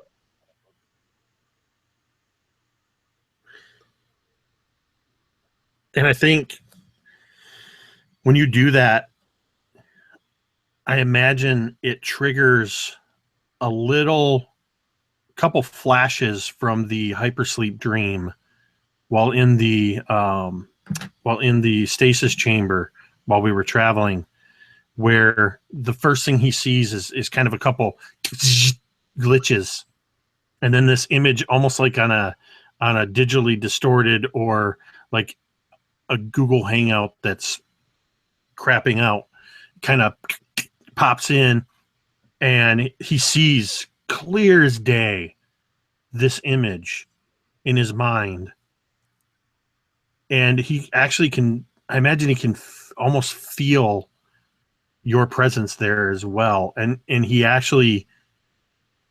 doesn't reel away, he actually grabs your wrist where you're touching him, and it's almost, you can almost feel it's kind of like almost like a desperate grab, like just I can't even. And he just opens his eyes in shock, and he's just, I can't even. I do. And he's just speechless. And while this is all going on, Mac would grab that horn, and he would quickly go over to the tree and begin speaking to the little girl, trying to get her to come down. So the little girl is well, I wouldn't say she's well, yeah, I guess I would say she's looks like an old bastard, but I would say she's probably around like 13, 14. Her feet seem to be dirty and a bit bloody from running. She's hugging. Tears are staining her face, still streaming down. It looks like any type of you're not sure if it's maybe some type of a makeup, maybe or something. Her eyes are kind of like black, like basically like kind of like a not mascara but eyeshadow, okay. but done on the bottoms of her eyes instead of the top. And it's running a bit, and she's shrinking back. Like as you're going up to reach her, she's just shrinking back and trying to like go further back into the onto the tree. And Mac's going to forget what he looks like. He's going to forget that that half of his face is just horribly burned and charred. That he has one eye that's just glazed over white. And he forgets how scary he is, and he just continues to try to get closer and just says, please, we're not going to hurt you. Come down, please. And then he looks back at his companions and just kind of motions like, hey, help me out.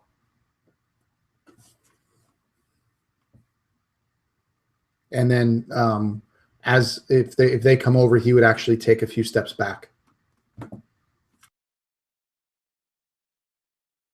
I'll say, I'll put my hands out wide and I'll say, we don't mean any harm. You're safe. She stops for a second and kind of sniffs, and she says to you, "Athara Nahalia, te trosnafat, tie crofitera."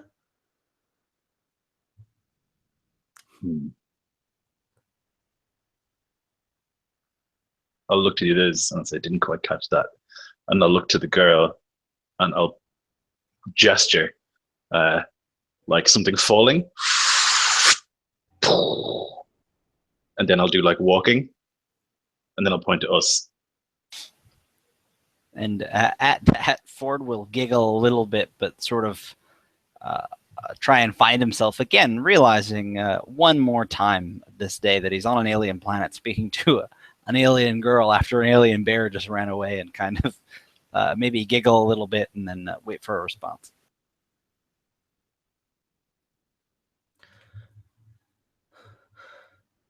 It sounds, from what you can tell from her gesturing and from her posture, she seems to be trying to like compose herself. This is so embarrassing. I was about to say she's just trying to nut up. And I gotta take the construction talk, away from that. But anyway, she's composing herself, and she says, "Da orna he? Oh, vi sha na atra, GA." And she starts like kind of like bringing her hand towards herself. And she's GA. And she starts walking. She begins walking to the west. I'll turn to the others and I will say, put the weapons away. And make no sudden movements. Ford, having picked up the books again, will look down and think, nah, I'm good.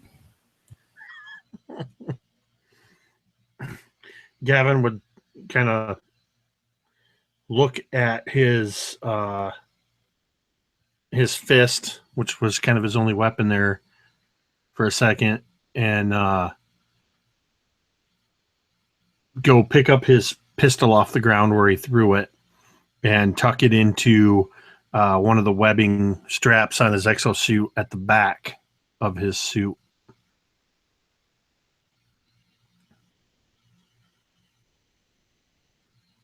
I'll say, if there are people here, we have to be non-threatening. We need these people on our side. We don't exactly have a home to go to, and I'll point at the flaming ruin of our spaceship.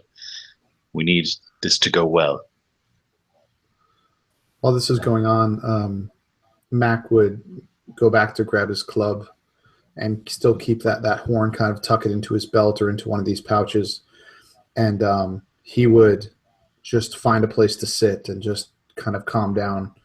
The whole time keeping his eye fixed on this girl, hoping that the other companions can get her down. And with a little bit of, not trying to make it obvious to the girl if she knows, I would find the gun that Gavin dropped and give it to him again to, kind of keep it out of sight, but still probably quite a resource to have, even if it only has one shot in it. So as she's hopped down from the tree and she begins walking, and she's still saying the same thing, GA, and she's like still, drawing her hands towards her, and she begins walking west. You guys are going to follow her, yes? Yes, sir. To your doom. Oh boy. All right. Yep. Eventually, after probably a good 25, 30 minutes of walking, you begin to begin to make out like kind of a looks like clumps of trees, but trees that are so tight together that they're basically touching. As you walk a bit further into a clearing, you actually see it's a kind of a wooden palisade of basically a wooden wall made out of logs that have basically been pounded vertically into the ground. I'm so sorry that I actually even had to explain that to you guys. I mean, Christ's sakes, we all play D&D. Anyway, everyone knows what a wooden palisade is. Gosh darn it. For those of you watching at home, there's a wooden palisade. Thanks. You're welcome. Okay. So as you walk up, you see these wooden gates barred up, and you see one man. He's kind of holding, looks like he's holding a spear, but you've never seen a blade look like that. And most spears that you've seen, like in ancient history books, and even in some movies and vidcons and other video games, and that spears are supposed to be like these kind of straight leaf point blades, but this one almost seems to look like a corkscrew shaped blade, but it's a corkscrew shaped blade. And as you guys approach the gates, he looks down and Vechenaha, and the young girl calls up, and she begins speaking in a language. Look, I mean, hey, I like you guys, but I'm not going all out here.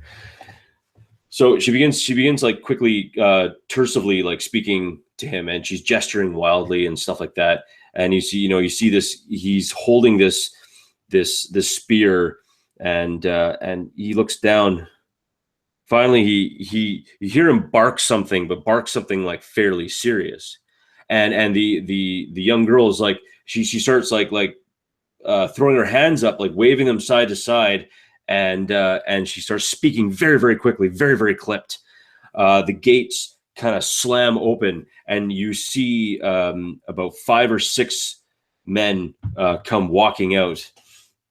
They all have either spears or looks like some type of a long sword and some type of a shield, and they are surrounding you. And the young girl turns around and frowns and looks at you, and she then kind of just looks at the ground as a man that would make that bear you fought look like a puppy comes walking out of the gates. Like, this guy is massive. And the weird thing about him is not the fact that he's so big, which I guess in itself should be a bit of an oddity, but it's the fact that his head is resting what looks to be on just a steel spine that's just exposed. He leans down towards you and looks at this young girl. And that's where we're going to end it today. Oh, man. Jesus. I know, I'm such a poo-poo head. Awesome. We swore enough. But I wanted to fight another big thing. Come on now. That's very true. You did. But hey, you know what? I know it is getting a little on the late side for everyone here. You guys are all troopers. I mean, all of you, especially you, Lloyd. I'm not going to lie to you. You're a damn trooper, because it's what, 5 a.m., 4 a.m. You started at 2? 6. My God.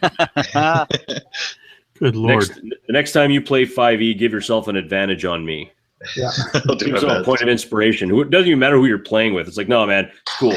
Mike says I can get inspiration. It's really hard. As I said in the very beginning of this thing, I've never played anything except basically D&D. To not keep saying, using the terminology from D&D.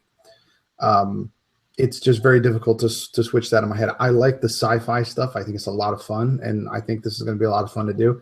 But changing that in my head is going to take some practice. Oh, definitely. You know what? It's the same for me. Like, even with Star Wars and D&D, they are fairly close in terminology, but this is like, nope, let's just make this a whole different kettle of fish. Yeah. And we're going to throw in a thing that looks like a kitten that breathes fire and eats mountains. Here, put it in your pocket. It's your pet, by the way. It's just it's Numenera. It's such a cool game. And for this being the very first time I have ever run or played or done anything involved in Numenera, I like it. Yeah. I freaking like it. I really, really like it. Yeah, it's really cool, man. Yeah. I honestly can say that, and I've played in some good games, and I'm going to say this with Drake, who's my DM in another campaign. This is the first time I've never felt more immersed in a story in any game that I've played or run. I've had really good immersion games, but I don't know if it's because I don't know the system, so I'm not even thinking about the rules that much, but I'm totally invested in what's happening around us and our characters and the tension that you built up in that whole, just, I don't even know how much time's gone by, what, 3-4 hours? About 3.5, yeah. I mean, and I'm almost always watching the clock because I'm East Coast. I'm not Lloyd. I'm not 6 a.m., but it's 1 in the morning for almost 1 in the morning for James and I. Yeah, exactly. And I get work in the morning, but I never looked at the clock. Yeah, that's the thing. It's 44 minutes later than I was supposed to play, but I was like, I didn't even realize it. It didn't even occur to me. And I realized, I was like, oh, well, it was worth it. And the best part is, this is session 1. Right. Yeah, exactly. Oh my gosh, you guys. Yeah, that's true. No, you know what? And I'll be honest, man. You guys made the game. Like this was wonderful, but it was virtually nothing without each one of you being incredible role players.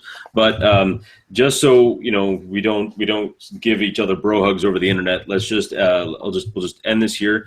Ladies and gentlemen, for the 4 of you that are still watching, I might be one of those 4. I have no idea. I don't know how the internet works. Whatever. Thank you so much for tuning in. Thanks for sticking it through. I know Chad is in there. Thank you, Chad. If you're still watching, thanks for watching, man. You're just a champion. And I'm going to let these guys do a very quick outro, and then we'll shut the broadcast off, and we'll all go to bed because we all have to go. So, starting from my left, the incredibly handsome Wookiee head wearing Drake. All right, Drake again, RPG Construct. Go to the channel, check out some videos, a bunch of one-shots, started a new Dragon Grin campaign last week that Jake is in. So check that out, like and subscribe. I'd appreciate it. Had a blast. Looking forward to the next session.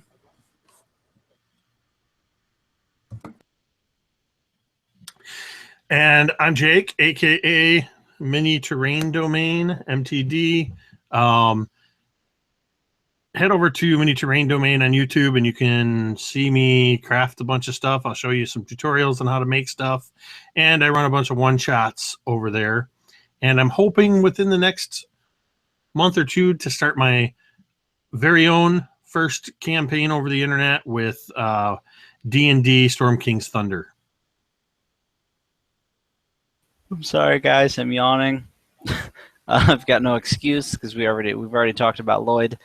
My name is James from Tabletop Terrors and Absolute Tabletop. If you're curious what those things are, watch the beginning of the video. This was a lot of fun. I can't wait to play next time. And yeah, man, I'm really excited about this.